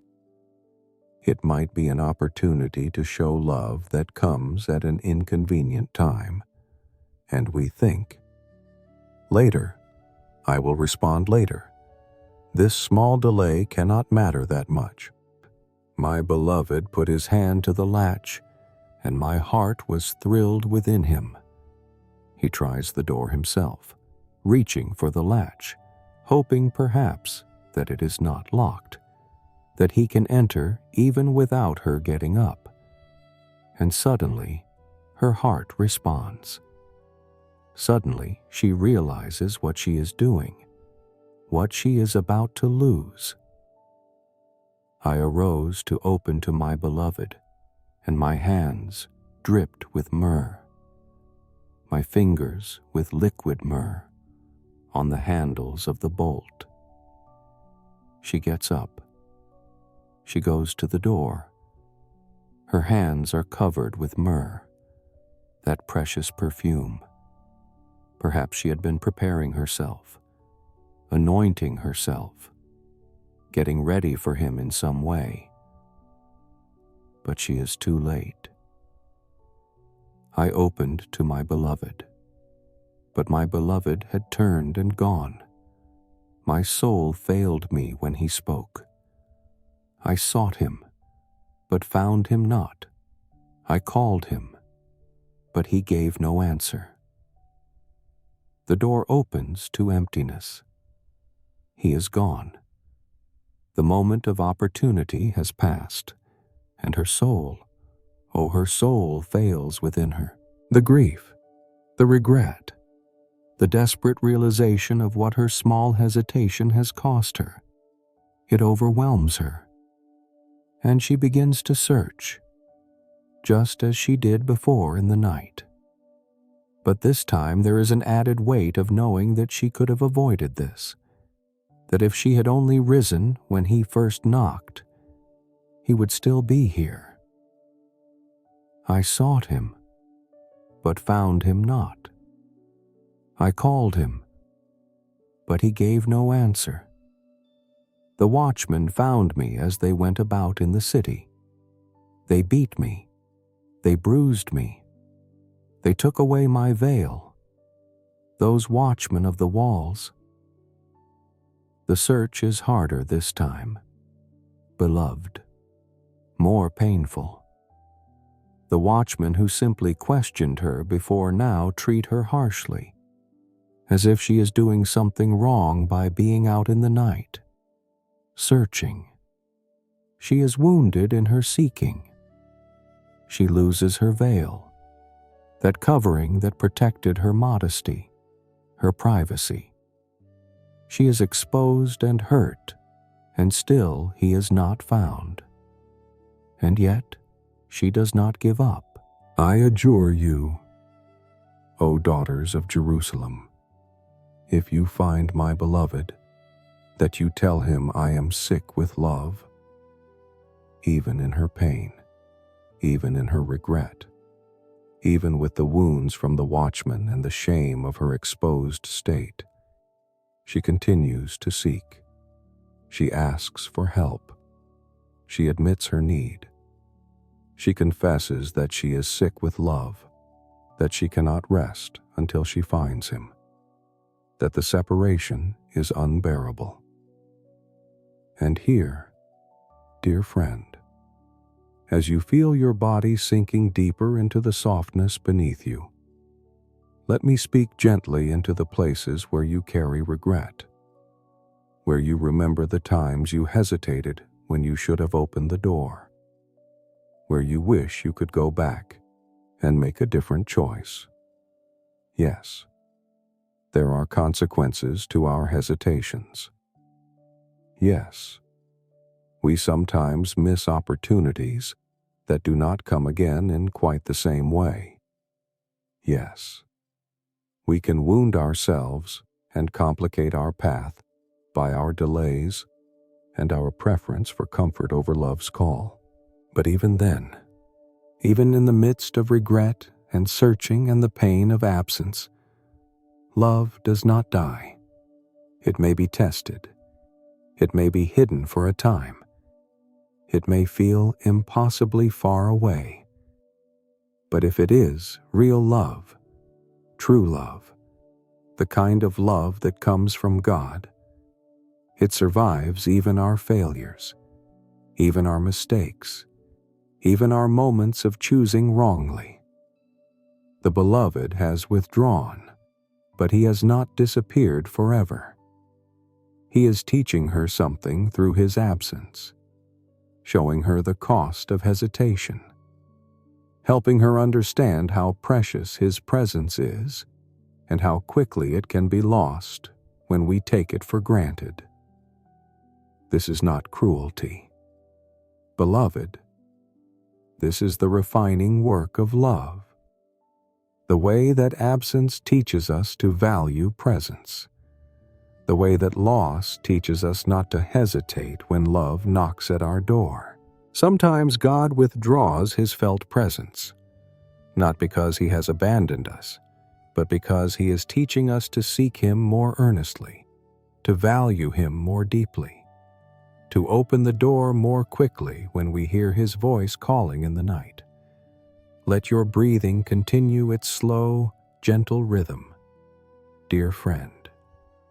Let each exhale carry away a little more tension, a little more fear. The bride is still searching, still seeking. And now others take notice. They ask her a question that gives her an opportunity to do something beautiful, something that sustains her even in absence, something that keeps love alive even when the beloved cannot be found. What is your beloved more than another beloved? O most beautiful among women, what is your beloved more than another beloved, that you thus adjure us? The daughters of Jerusalem are asking, essentially, why this one? What makes him so special that you are willing to search through the night, to be wounded by watchmen, to lose your veil, to be sick with love? What is it about him that makes him worth all this pain? And the bride, oh, the bride, she does not hesitate now. She does not hold back. She begins to describe him. And as she speaks, you can hear the love in her voice, the way memory sustains her, the way recounting his beauty brings him closer even though he is absent. My beloved is radiant and ruddy, distinguished among 10,000. He stands out, she says. Among 10,000 men, he is the one who catches the eye, who radiates something that others do not have. His head is the finest gold. His locks are wavy, black as a raven. She begins with his head, his hair, dark and beautiful. His eyes are like doves beside streams of water, bathed in milk, sitting beside a full pool. His eyes are gentle, pure, refreshing like water. peaceful like doves. She is painting a picture with her words, helping others see what she sees, but also beloved. Also, she is reminding herself. She is holding on to the image of him in her mind, keeping his face before her even though he is not physically present. His cheeks are like beds of spices, mounds of sweet-smelling herbs. His lips are lilies, dripping liquid myrrh. The fragrance that comes from him, the sweetness of his presence, the words that flow from his mouth like precious perfume. His arms are rods of gold, set with jewels. His body is polished ivory, bedecked with sapphires. Strength and beauty combined, precious and valuable, crafted with such care. His legs are alabaster columns, set on bases of gold. His appearance is like Lebanon, choice as the cedars. He is strong, stable, majestic like those famous trees, beautiful in a way that speaks of strength and endurance and nobility. His mouth is most sweet, and he is altogether desirable. This is my beloved, and this is my friend, O daughters of Jerusalem. Altogether desirable, everything about him, not just some parts, not just when he is doing what she wants, but altogether, completely, in every way. And then she adds those final words that deepen everything we have heard. This is my beloved, and this is my friend. Not just beloved, also friend. The intimacy goes beyond romance, beyond attraction, beyond passion. It includes friendship, companionship, the deep bond of two people who know each other, who enjoy each other's company, who are committed to each other not just as lovers, but as friends. And here, dear one, as you feel sleep beginning to wrap around you like a soft blanket, is the healing truth hidden in this passage. When love feels absent, when the beloved seems far away, when you cannot see or touch or hear the one your soul loves, memory sustains you, remembering who they are, recounting their beauty, speaking aloud the reasons you love them. This keeps the love alive in your heart even during the separation. This is not denial. This is not pretending the absence does not hurt. This is choosing to hold on to what is true about the beloved even when you cannot hold on to the beloved himself. And this applies to your relationship with God as well.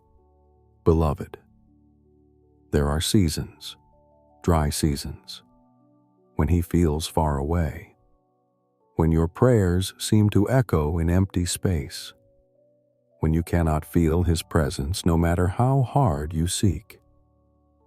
And in those times, memory becomes a lifeline. Remembering who he is, recounting his faithfulness, speaking aloud what you know to be true about his character, his beauty, his love, even when you cannot feel it in the moment.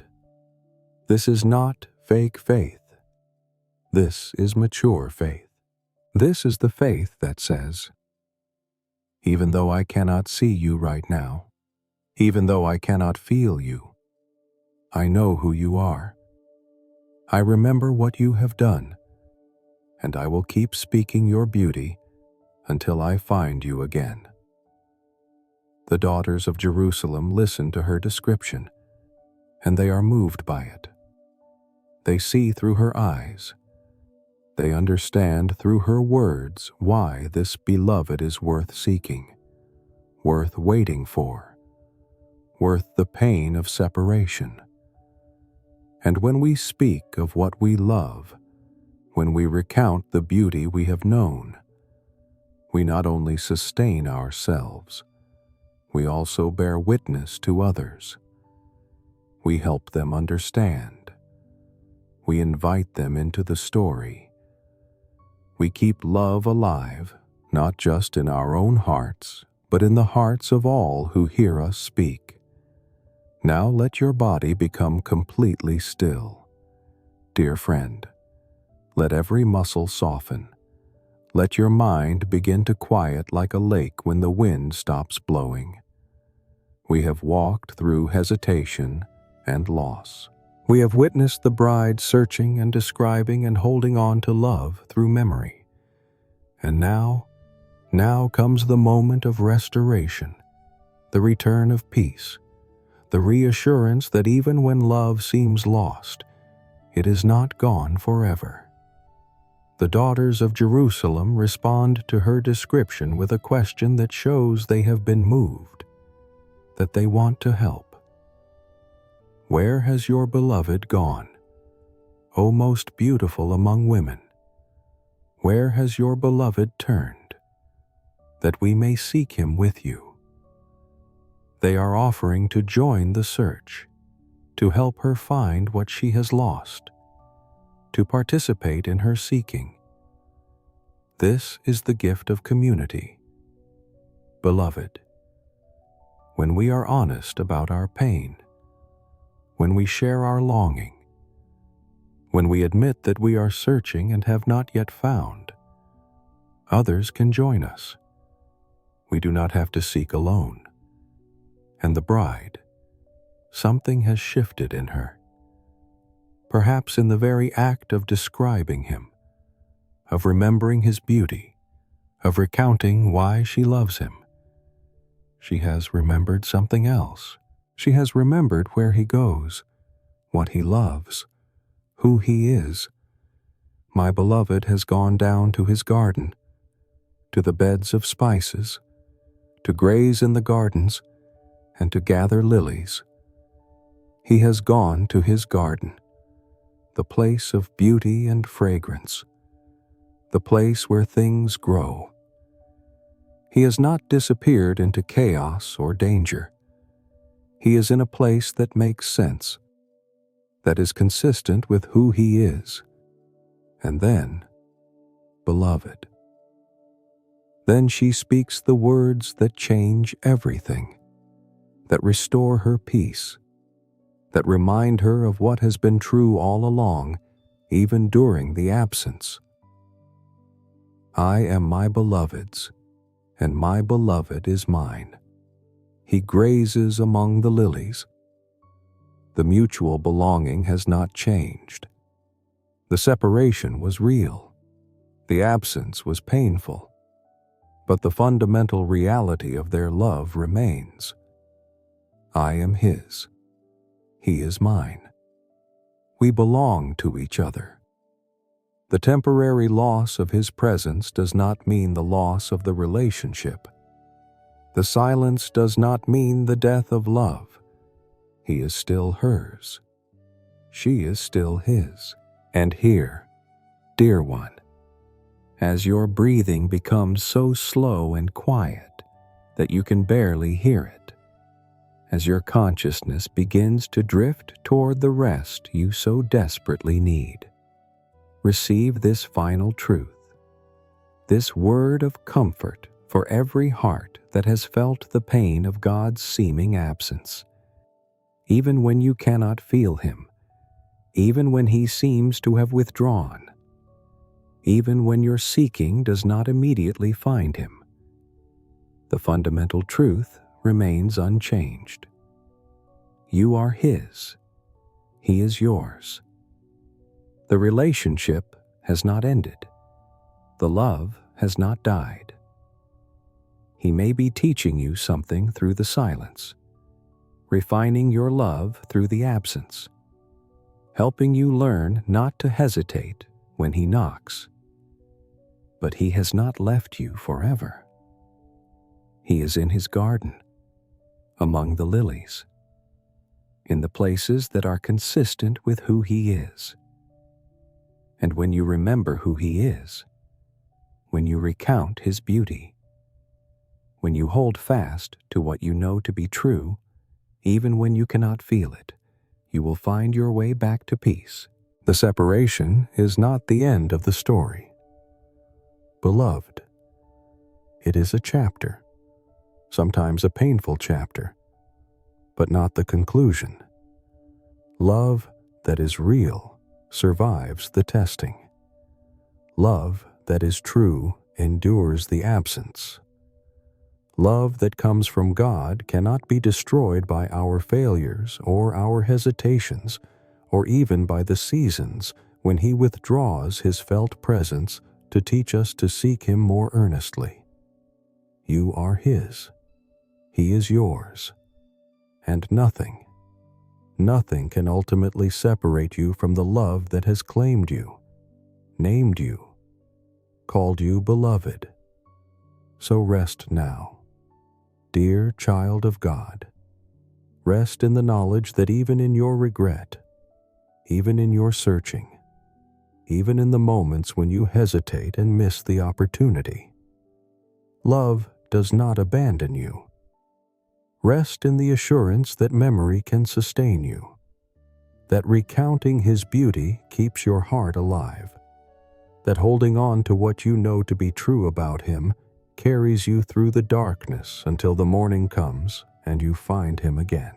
Rest in the peace of knowing that you are His and He is yours, and that this mutual belonging is stronger than absence, deeper than silence, more enduring than any temporary separation. Let your eyes close now. Let your body sink completely into the softness beneath you. Let go of the regret you carry for the times you hesitated, for the doors you did not open quickly enough, for the moments you chose comfort over love's call. God is gracious. God is patient. God does not give up on you when you fail. He uses even your failures to teach you, to refine you, to help you love Him more deeply. And when the teaching is complete, when the refining is finished, when you have learned what the absence was meant to show you, He will return. He will make His presence known, and the reunion will be sweeter than anything you have known before, because you will have learned through the pain of separation how precious His presence truly is. Sleep well, beloved. You are not alone in your searching. You are not abandoned in your regret. You are held even when you cannot feel the holding. You are loved even when you cannot sense the love. You are His, always and forever His, and He is yours. And this truth, this beautiful, unshakable truth, will carry you safely through the night and into the morning light, when all that has been hidden will be revealed, when all that has been absent will return, when all that has been lost will be found again.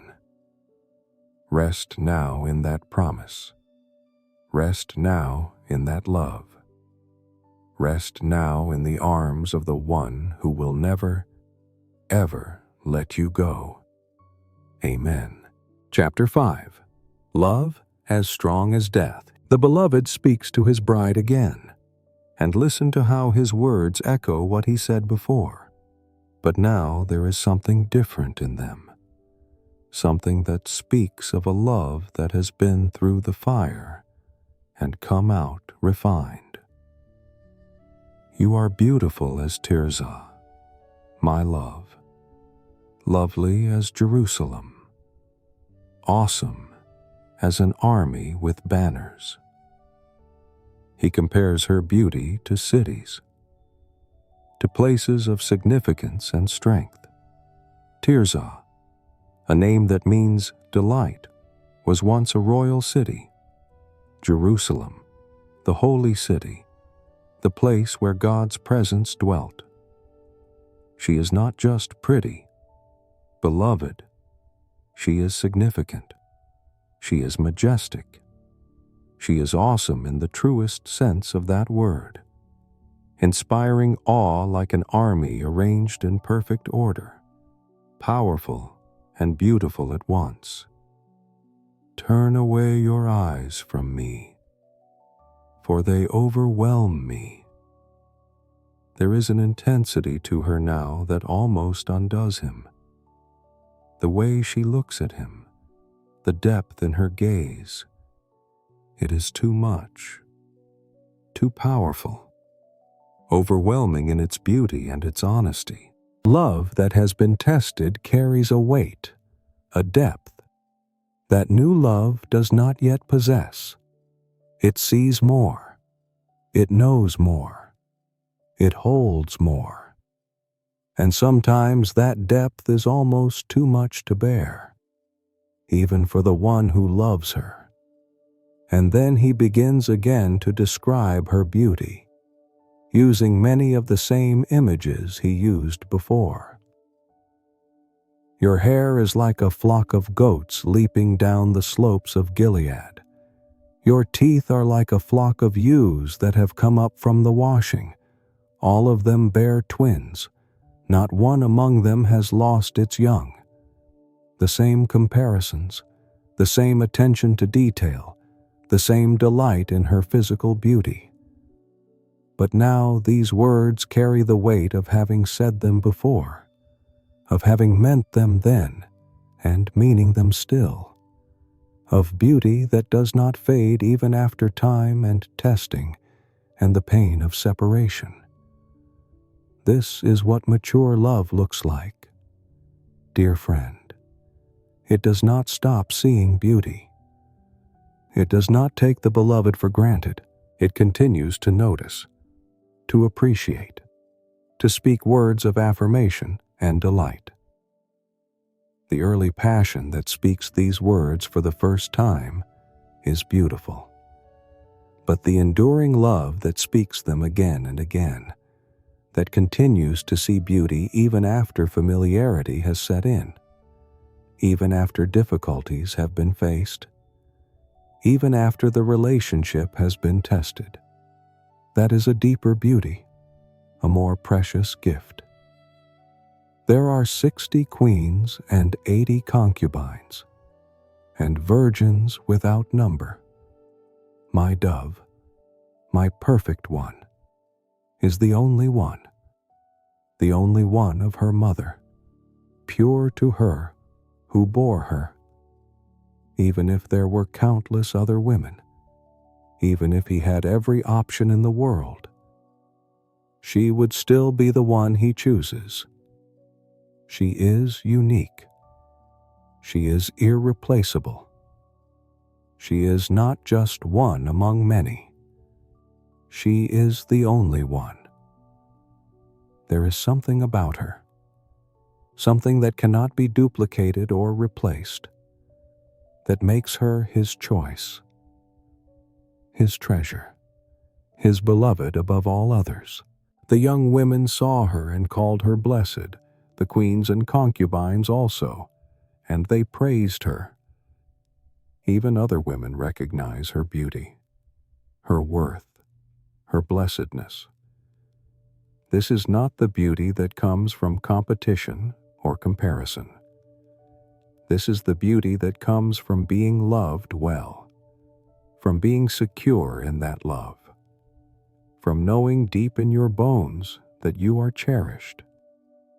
And when you carry that knowledge, beloved, when you walk in the assurance that you are chosen and treasured, others see it. They recognize it. They call you blessed because the radiance of being truly loved shines from you in ways that no amount of physical beauty alone could produce. Who is this who looks down like the dawn, beautiful as the moon, bright as the sun, awesome as an army with banners? The questions return. The wonder returns. the sense that she is something extraordinary, something that captures attention and inspires awe. She is compared to celestial bodies now, to the dawn that breaks the darkness, to the moon that lights the night, to the sun that rules the day. She carries light within her. She illuminates the spaces she enters. And she is awesome, powerful, not in a way that threatens, but in a way that commands respect and admiration. And here, beloved, as your breathing slows and your body begins to remember what deep rest feels like, receive this truth into the tender places of your heart. Your beauty does not fade when love is tested. Your worth does not diminish when relationships go through difficulty. The separation, the searching, the pain of absence, these things do not make you less lovely. If anything, they deepen your beauty. They add layers to who you are. They give you a gravitas and a radiance that only comes from having walked through hard things and emerged still standing, still believing, still capable of love. You are not less beautiful because you are older now, because life has marked you, because you have scars from the battles you have fought. You are more beautiful. The Beloved sees this. God sees this. And when you learn to see it yourself, when you begin to understand that mature beauty is deeper and richer than young beauty, that tested love is more precious than untried love, that the woman or man who has walked through separation and found their way back to reunion carries a light that the untested cannot yet possess, then you will stop grieving what time has taken and start celebrating what it has given. Let your shoulders drop even lower now. Dear friend, let any remaining tension flow out of your body like water flowing downhill, gentle and complete. We are entering into a passage that speaks of physical intimacy with such honoring language, such respectful beauty, that it can heal the shame many of us carry about our bodies, about desire, about the gift of married love. The Beloved speaks, and he describes his bride's body with the same careful attention he has given to her face, to her character, to every part of who she is. How beautiful are your feet in sandals, O noble daughter! Your rounded thighs are like jewels, the work of a master hand. He begins with her feet, not the parts our culture obsesses over, but the feet that carry her, that walk beside him, that bring her to where he is. And he moves upward, speaking of her body with language that is both sensual and reverential, that sees her physical form as something crafted by a master, something precious and valuable. Your navel is a rounded bowl that never lacks mixed wine. Your belly is a heap of wheat, encircled with lilies. These are images of abundance and fertility, of life-giving nourishment, of beauty found in curves and fullness rather than in harsh angles or thinness. Your two breasts are like two fawns, twins of a gazelle, the same gentle image he used before, speaking of her body with tenderness, with appreciation, with delight that does not reduce her to these parts, but celebrates them as part of the whole person he loves. Your neck is like an ivory tower. Your eyes are pools in Heshbon, by the gate of Bath Rabbim. Your nose is like a tower of Lebanon, which looks toward Damascus. Strength and beauty combined. She is not fragile in a way that makes her weak. She is stately, dignified, lovely in ways that include both softness and strength. Your head crowns you like Carmel, and your flowing locks are like purple. A king is held captive in the tresses. Her hair, flowing and beautiful, has a kind of power to it. She does not need to diminish herself to be loved. Her beauty, her strength, her dignity, all of it together makes her captivating, makes even a king feel held by her loveliness. And then he speaks words that gather everything together, that express the fullness of his delight in her. How beautiful and pleasant you are, O loved one, with all your delights. Not just parts of her, all of her, with all her delights, all the things that make her uniquely herself, all the ways she brings joy and pleasure and beauty into his life. She is beloved, and that belovedness encompasses everything about her. Your stature is like a palm tree, and your breasts are like its clusters. I say, I will climb the palm tree and lay hold of its fruit. There is desire here, beloved. There is longing. There is the frank acknowledgement that he wants her, that he delights in the physical intimacy they share. And this is not presented as shameful or dirty or something to apologize for. This is presented as good, as holy, as part of the beautiful gift that married love is meant to be. The bride responds, and her response is an invitation, a welcoming of his desire. I am my beloved's, and his desire is for me. She knows she is wanted. She knows his longing is directed toward her, and this knowledge, this assurance of being desired, is part of what makes intimacy beautiful rather than shameful. When you know you are wanted, not as an object, but as a whole person. When you trust that the desire directed toward you is honoring and cherishing rather than using and taking, then you can receive that desire as a gift, can respond to it with your own welcoming. Come, my beloved. Let us go out into the fields and lodge in the villages. Let us go out early to the vineyards and see whether the vines have budded, whether the grape blossoms have opened and the pomegranates are in bloom. There I will give you my love. She is inviting him not just to physical intimacy, but to shared experience, to walking together through beautiful places, to noticing the world around them.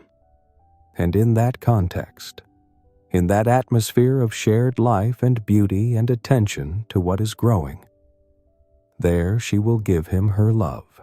The mandrakes give forth fragrance, and beside our doors are all choice fruits, new as well as old, which I have laid up for you, O my beloved. She has been preparing for him. She has been storing up good things, both new delights and old treasures, things to share with him, gifts to give him.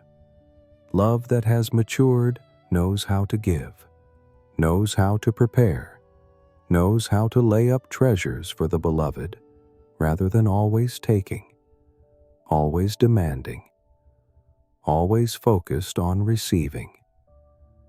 And here, dear one, as your breathing becomes so gentle that you can barely feel it, as sleep begins to wrap around you like the softest blanket, let this truth settle into the places where you carry shame about your body. about desire, about the gift of physical intimacy. Your body is not shameful. Your desire for physical closeness and pleasure within the covenant of marriage is not sinful. God created you as a physical being. He designed the gift of marital intimacy. He celebrates the joy that husbands and wives find in each other's bodies, and when that intimacy happens in the context of covenant love, of mutual respect, of honoring the whole person and not just taking what you want. It is holy. It is beautiful. It is a gift to be received with gratitude and celebrated without shame. Now let your body become completely still. Beloved, let every muscle soften and release. Let your mind begin to quiet like the earth quiets when evening falls and all creation prepares for rest. We have celebrated the beauty of mature love, the holiness of physical intimacy. And now we come to a passage that reminds us once again of wisdom we heard at the beginning of this song.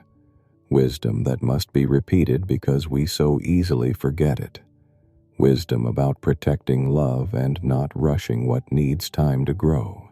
The bride speaks, and there is a longing in her words for a different kind of relationship, or perhaps for a different cultural context where their love could be expressed more freely. Oh, that you were like a brother to me who nursed at my mother's breasts.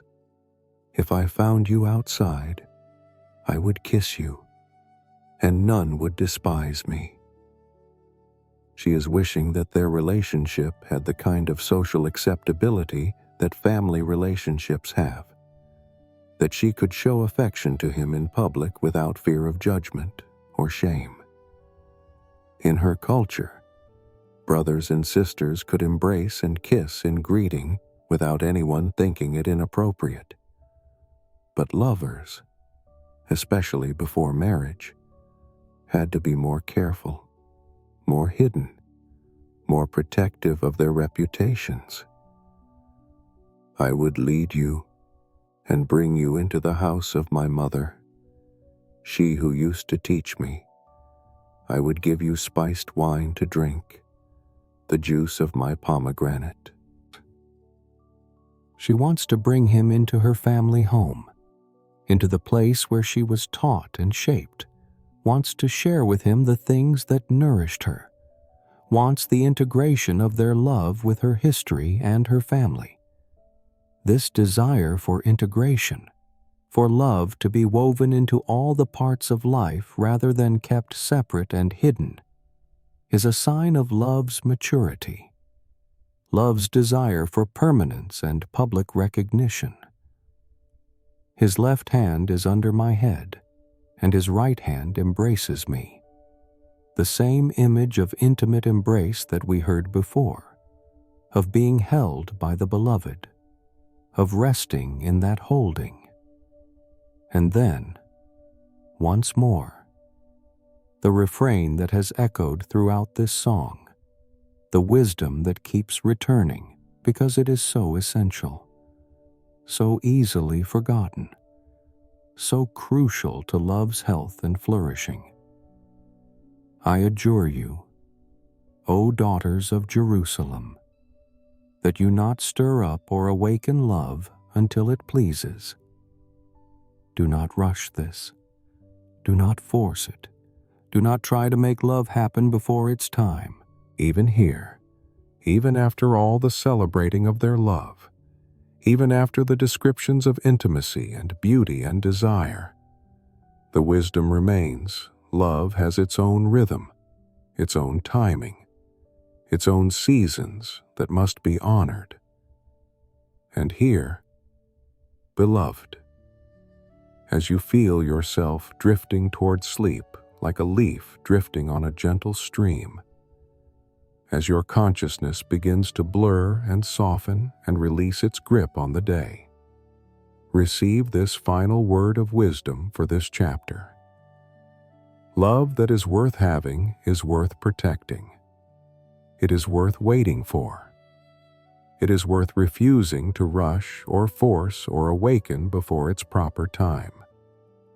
The culture around you may tell you to take what you want now, to satisfy every desire immediately, to rush into intimacy without the foundation of covenant, without the protection of commitment, without the time needed for trust to grow deep roots. But that way leads to brokenness, to hearts that harden because they have been opened too soon and wounded too deeply, to cynicism that says love is not real because the imitation of love has proven itself hollow.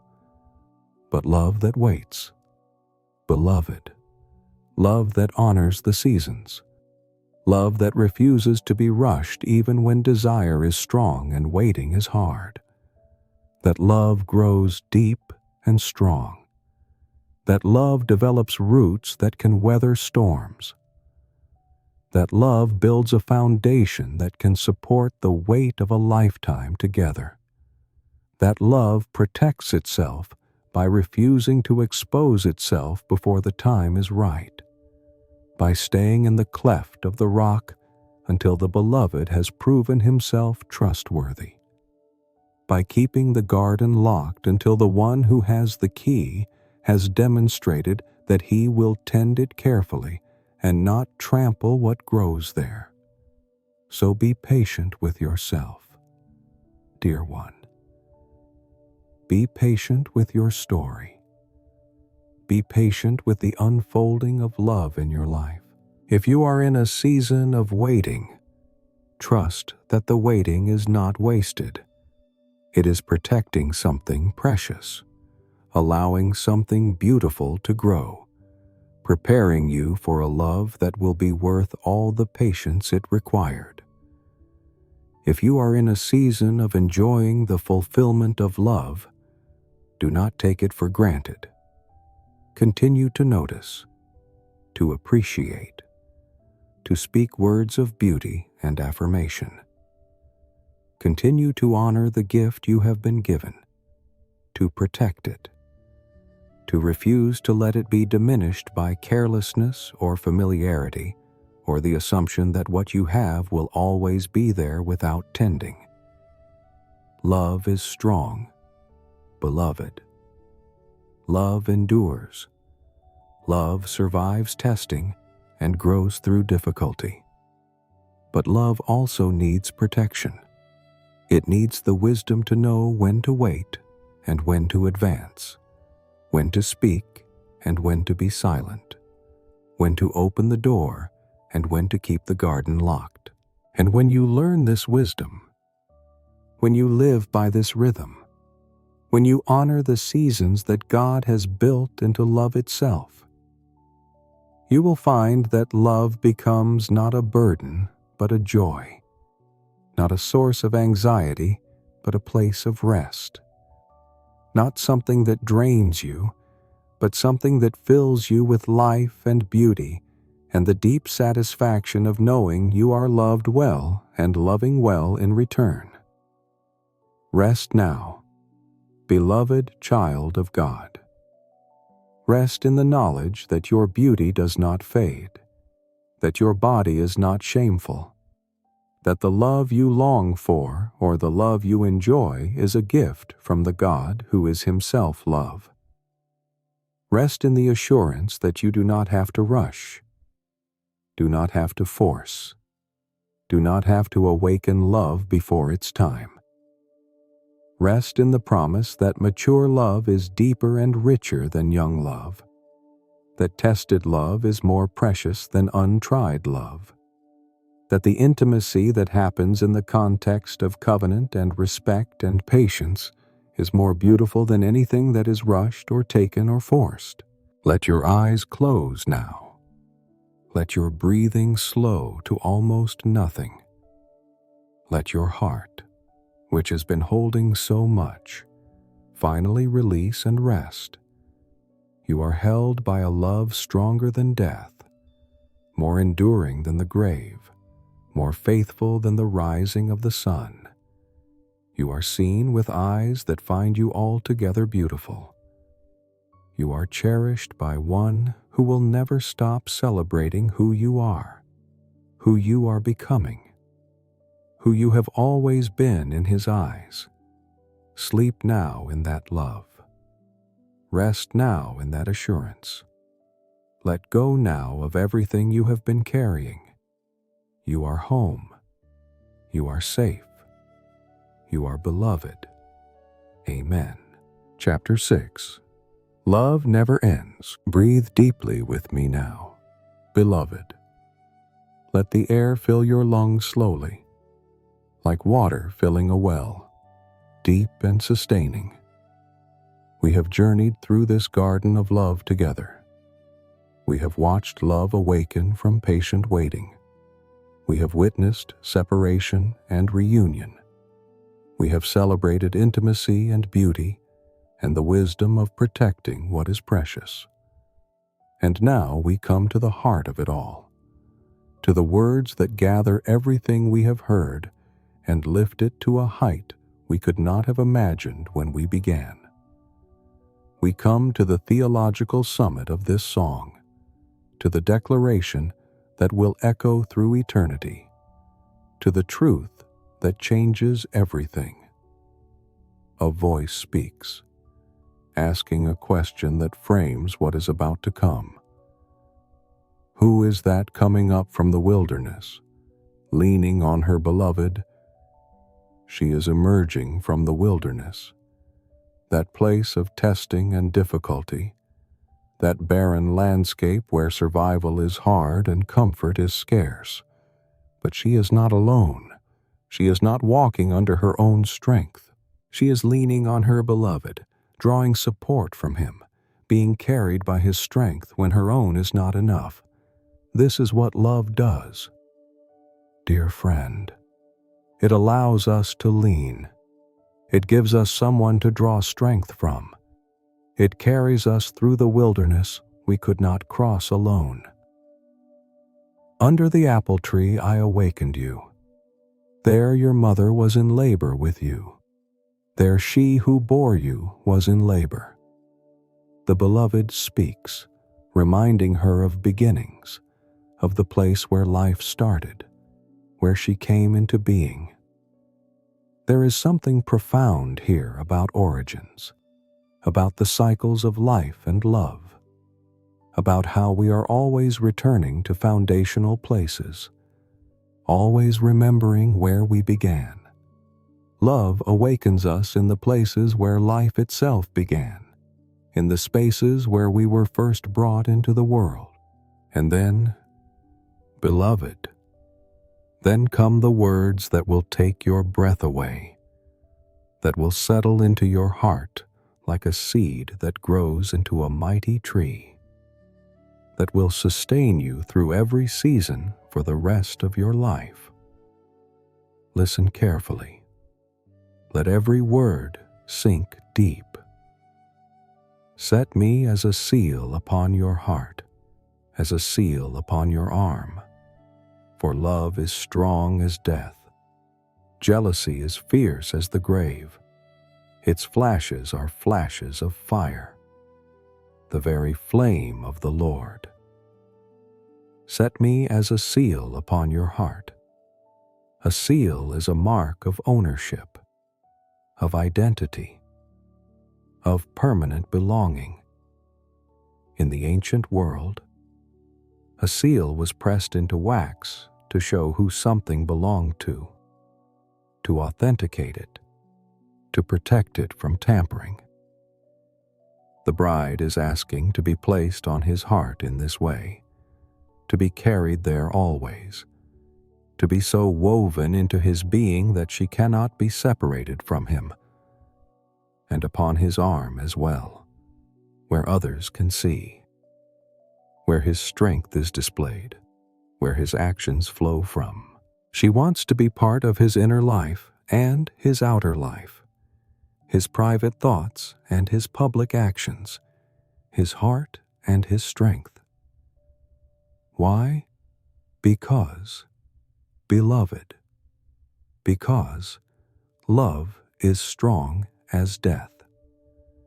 Let that phrase wash over you like warm water. Love is strong as death. Death is the most powerful force we know in this physical world. Death is unstoppable. Death is inevitable. Death takes everyone eventually. Nothing can stand against it. And love, true love, the kind of love that comes from God, is just as strong. It is just as unstoppable. It is just as inevitable in its own way. It does not give up. It does not surrender. It holds on with the same fierce grip that death uses to take what it claims. Jealousy, but not the toxic jealousy of insecurity, rather the fierce, protective jealousy of true love, is fierce as the grave. The grave does not release what it holds. The grave does not share. The grave keeps what has been committed to it. And love, real love, covenant love, has that same fierce protectiveness. It does not casually let go. It does not easily share what belongs to it. It holds what it has been given with the strength of the grave itself.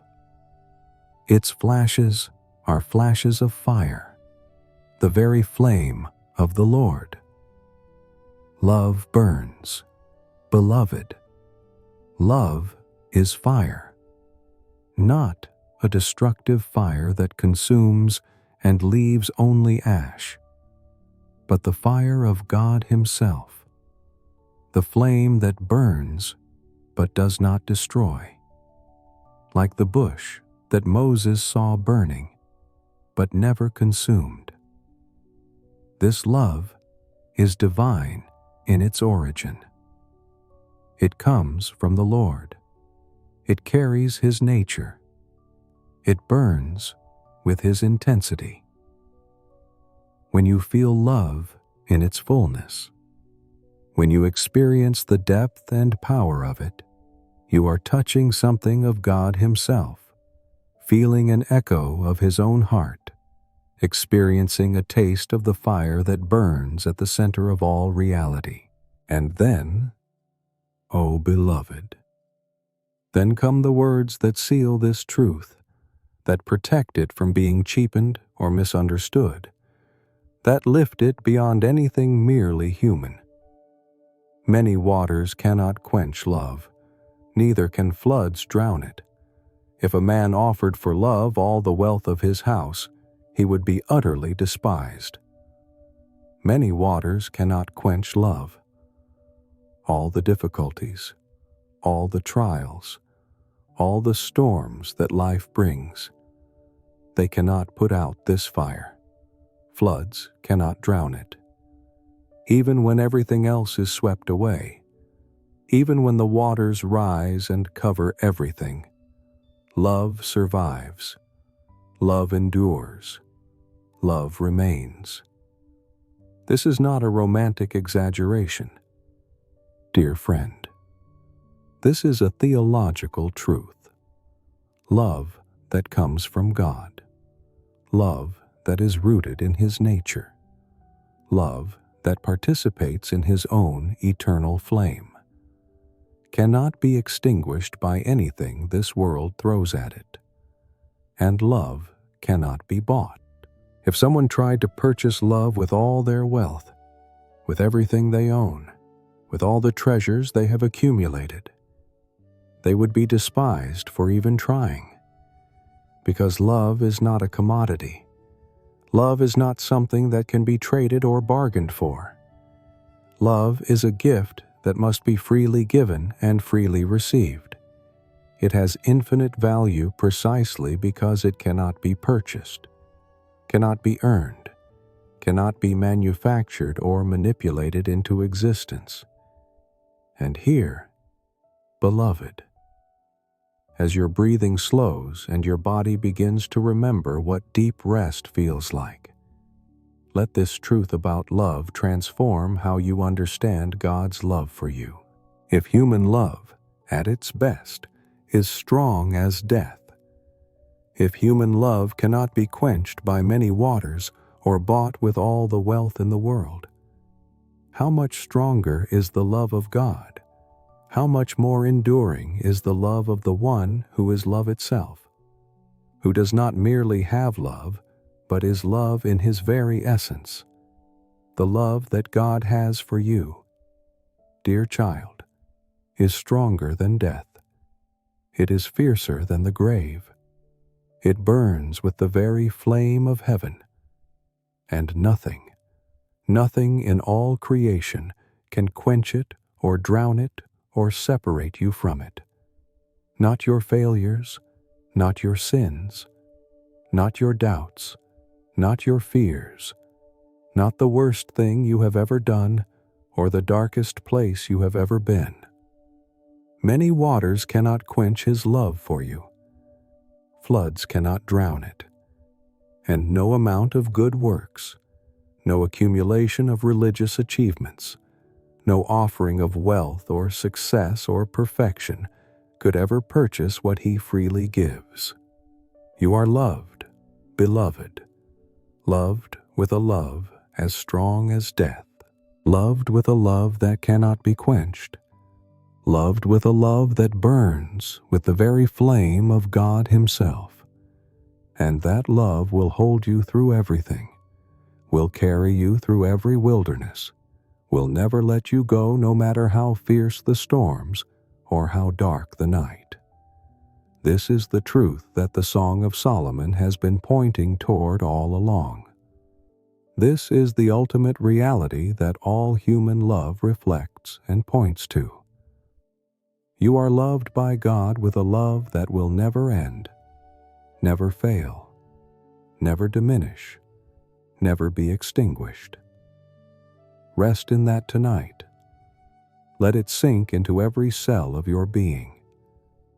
You are held by a love stronger than death itself. Let your shoulders drop even further now. Dear friend, feel the weight you have been carrying begin to lift, like morning mist rising when the sun touches it.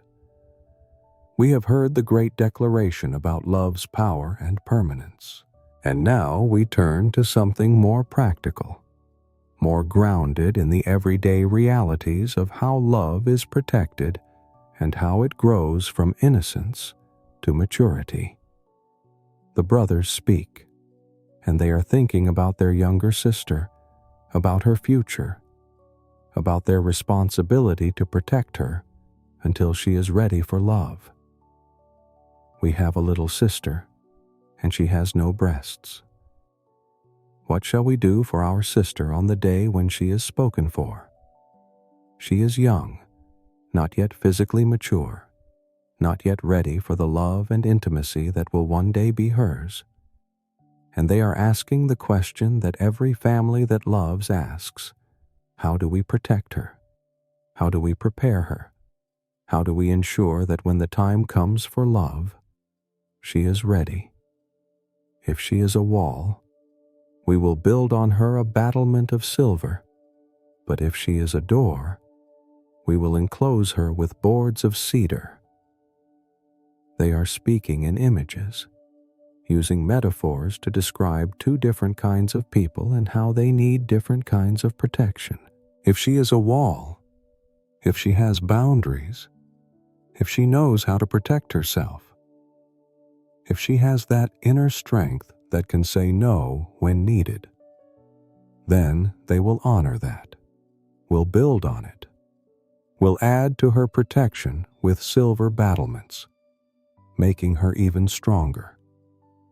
But if she is a door, if she is too open, if she does not have those boundaries, if she is vulnerable in ways that could lead to harm, then they will enclose her with cedar boards, will provide the protection she lacks, will guard her until she develops the wisdom she needs. And this, beloved, is wisdom for everyone who loves someone who is not yet ready for the fullness of love. We protect differently depending on what is needed. Some need encouragement in their strength, affirmation of their boundaries, support for the walls they have already built. Others need more active protection, more guidance, more structure provided from outside until their own inner structure is strong enough. Love discerns what is needed and provides it, not with control that crushes, but with care that guards until readiness comes. The bride speaks now, and she is no longer the little sister. She has grown. She has matured. And she speaks with the confidence of someone who knows who she is and what she has to offer. I was a wall, and my breasts were like towers. Then I was in his eyes as one who finds peace. She had boundaries. She had strength. She was like a fortified city, protected and strong.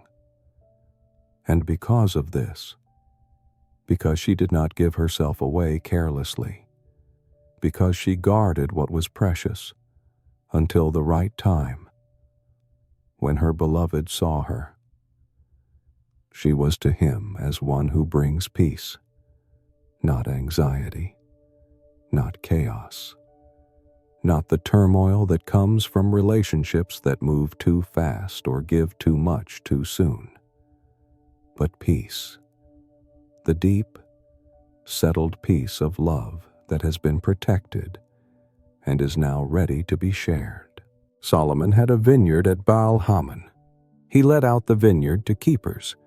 Each one was to bring for its fruit 1,000 pieces of silver. My vineyard, my very own, is before me. You, O Solomon, may have the 1,000, and the keepers of the fruit 200. She is speaking of her own vineyard, her own life, her own body and heart and self. Others may have their vineyards that they rent out, that they let others tend for profit. But her vineyard is her own. She is not for rent. She is not for sale. She belongs to herself and, by choice, to the one she loves. This is the freedom that comes from being guarded well and growing into maturity. You learn that you are not a commodity. You are not something to be used and passed around. You are a vineyard that belongs to you, that you tend with care, that you share by choice with the one you love, not because you must, but because you want to. And here, dear one, as your breathing becomes so gentle that you can barely feel it, receive this truth about your own worth, your own boundaries, your own right to guard what is precious until the time is right to share it. You are not a door that must be open to everyone. You are allowed to be a wall. You are allowed to have boundaries. You are allowed to say no to what is not right, to wait for what is good, to protect your vineyard until the one who will tend it with reverence and care comes along. And if you are young, if you are not yet ready for the fullness of love, it is good to have those who love you helping to protect you, providing structure and wisdom until your own is strong enough. This is not control. This is care. This is love guarding love until it is ready to flourish. And if you are older, if you have already learned these lessons, perhaps through pain, perhaps through mistakes, perhaps through the hard school of experience, know this: it is never too late to rebuild walls. It is never too late to take ownership of your own vineyard. It is never too late to say, "This is mine. I will tend it with care, I will share it by choice, not by compulsion. I will wait for the one who will bring peace rather than chaos, who will honor rather than take, who will guard rather than exploit. Your worth has not diminished. Your vineyard has not lost its value. You simply need to tend it with the wisdom you have gained, to protect it with the strength you have developed, to trust that love that is worth having will honor your boundaries and celebrate your strength. Now, beloved, let your body become completely still. Let every muscle soften and release. Let your mind begin to quiet like a forest at twilight, when all the day's activity settles into peaceful silence. We have come to the end of this song, but notice carefully that it is not really an ending at all. It is an opening. It is an invitation that continues. It is a call that does not cease even as the words stop. The Beloved speaks one final time, and his words are an invitation to continue, to keep speaking, to let the voice he loves keep sounding. O you who dwell in the gardens, with companions listening for your voice, let me hear it. She dwells in the gardens, those beautiful spaces where life flourishes, where fragrance fills the air, where beauty grows. And there are companions there, friends, community, others who are also listening. But in the midst of all that, he wants to hear her voice. He wants her to speak. He wants the unique sound of her, the particular expression of who she is, to reach his ears. This is what love does. Dear friend, it does not want silence. It wants communication. It wants to hear the beloved's voice, wants to know what they are thinking, wants to participate in their inner world through the gift of words spoken, thoughts shared, hearts opened. God is saying this to you tonight as well. Beloved, he dwells with you. He is present where you are, and he is listening for your voice. He wants to hear it. He wants you to speak to him, to share with him, to let him into your thoughts and feelings and struggles and joys. You are not bothering him. You are not interrupting him. Your voice is precious to him, and he is listening, always listening, for you to speak. And the bride responds, and her response is beautiful, mysterious, an invitation that keeps the song open, that refuses to let it close into a neat ending. Make haste, my beloved, and be like a gazelle or a young stag on the mountains of spices. She is calling him to come quickly, to move with that graceful speed of a young deer, to come to her on the mountains where spices grow, where fragrance fills the air, where beauty waits to be experienced. This is not goodbye, beloved. This is an invitation to continue. This is a call that says, come again, be with me again. Let us keep experiencing this joy, this beauty, this connection. Let there always be more mountains to climb together, more gardens to explore, more fragrances to discover, more moments of closeness to celebrate. The song does not end with arrival and settling down into static fulfillment. It ends with invitation, with movement, with the call to keep pursuing, keep drawing near, keep experiencing the ever-new joys of love. And this is how our relationship with God is as well. dear one. It is not a static thing, achieved once and then maintained in unchanging sameness. It is dynamic, always moving, always deepening, always inviting us further in and further up. There are always more mountains of spices to climb with him. There are always new fragrances of his presence to discover. There are always deeper levels of intimacy to experience. The call never ceases. The invitation never expires. Come, he is saying. Come again. Come closer. Come deeper. Be like the young stag who runs with joy toward the mountains. Do not grow weary of coming to me. Do not think you have already experienced all there is. There is always more. Always. And so the song ends. But not really.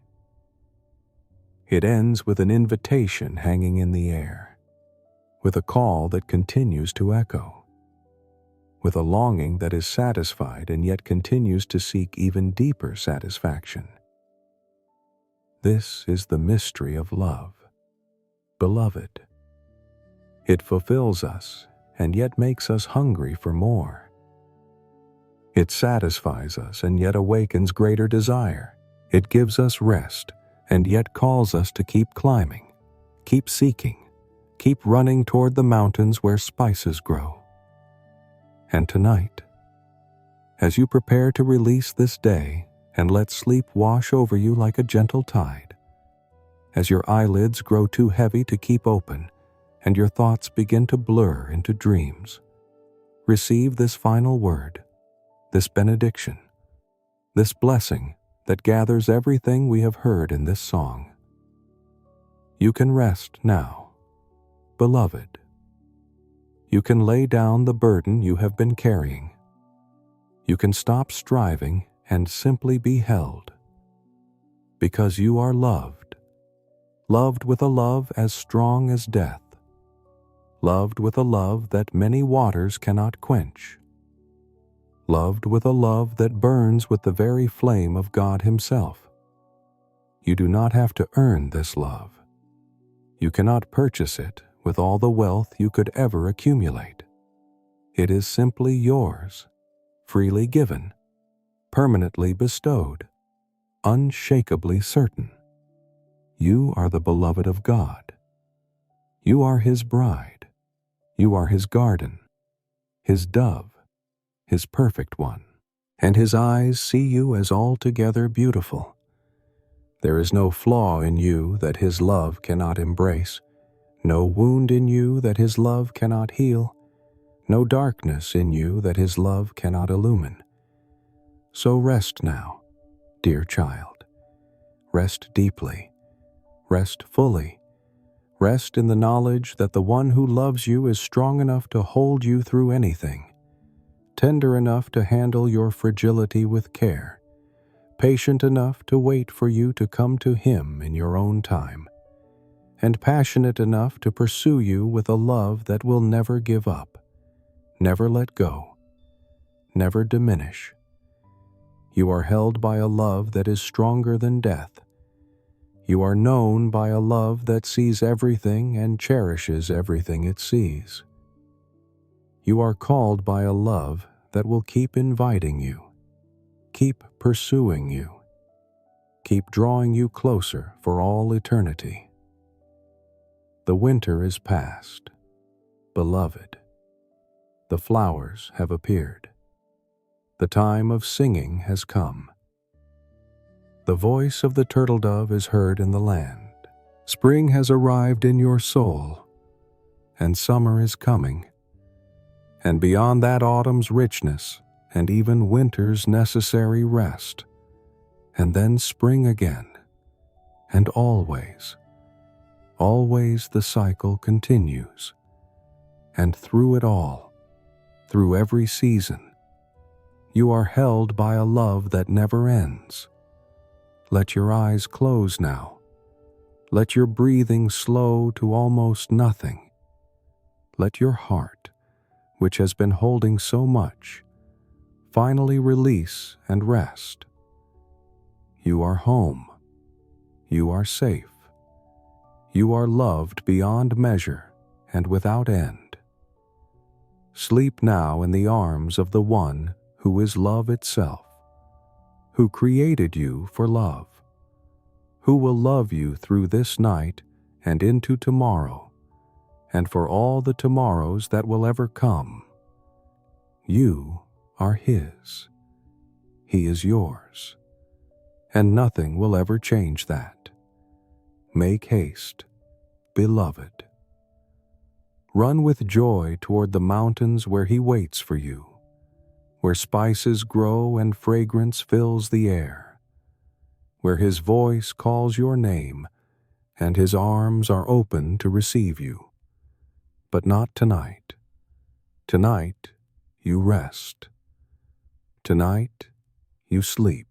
Tonight, you let yourself be held and loved and cherished and known.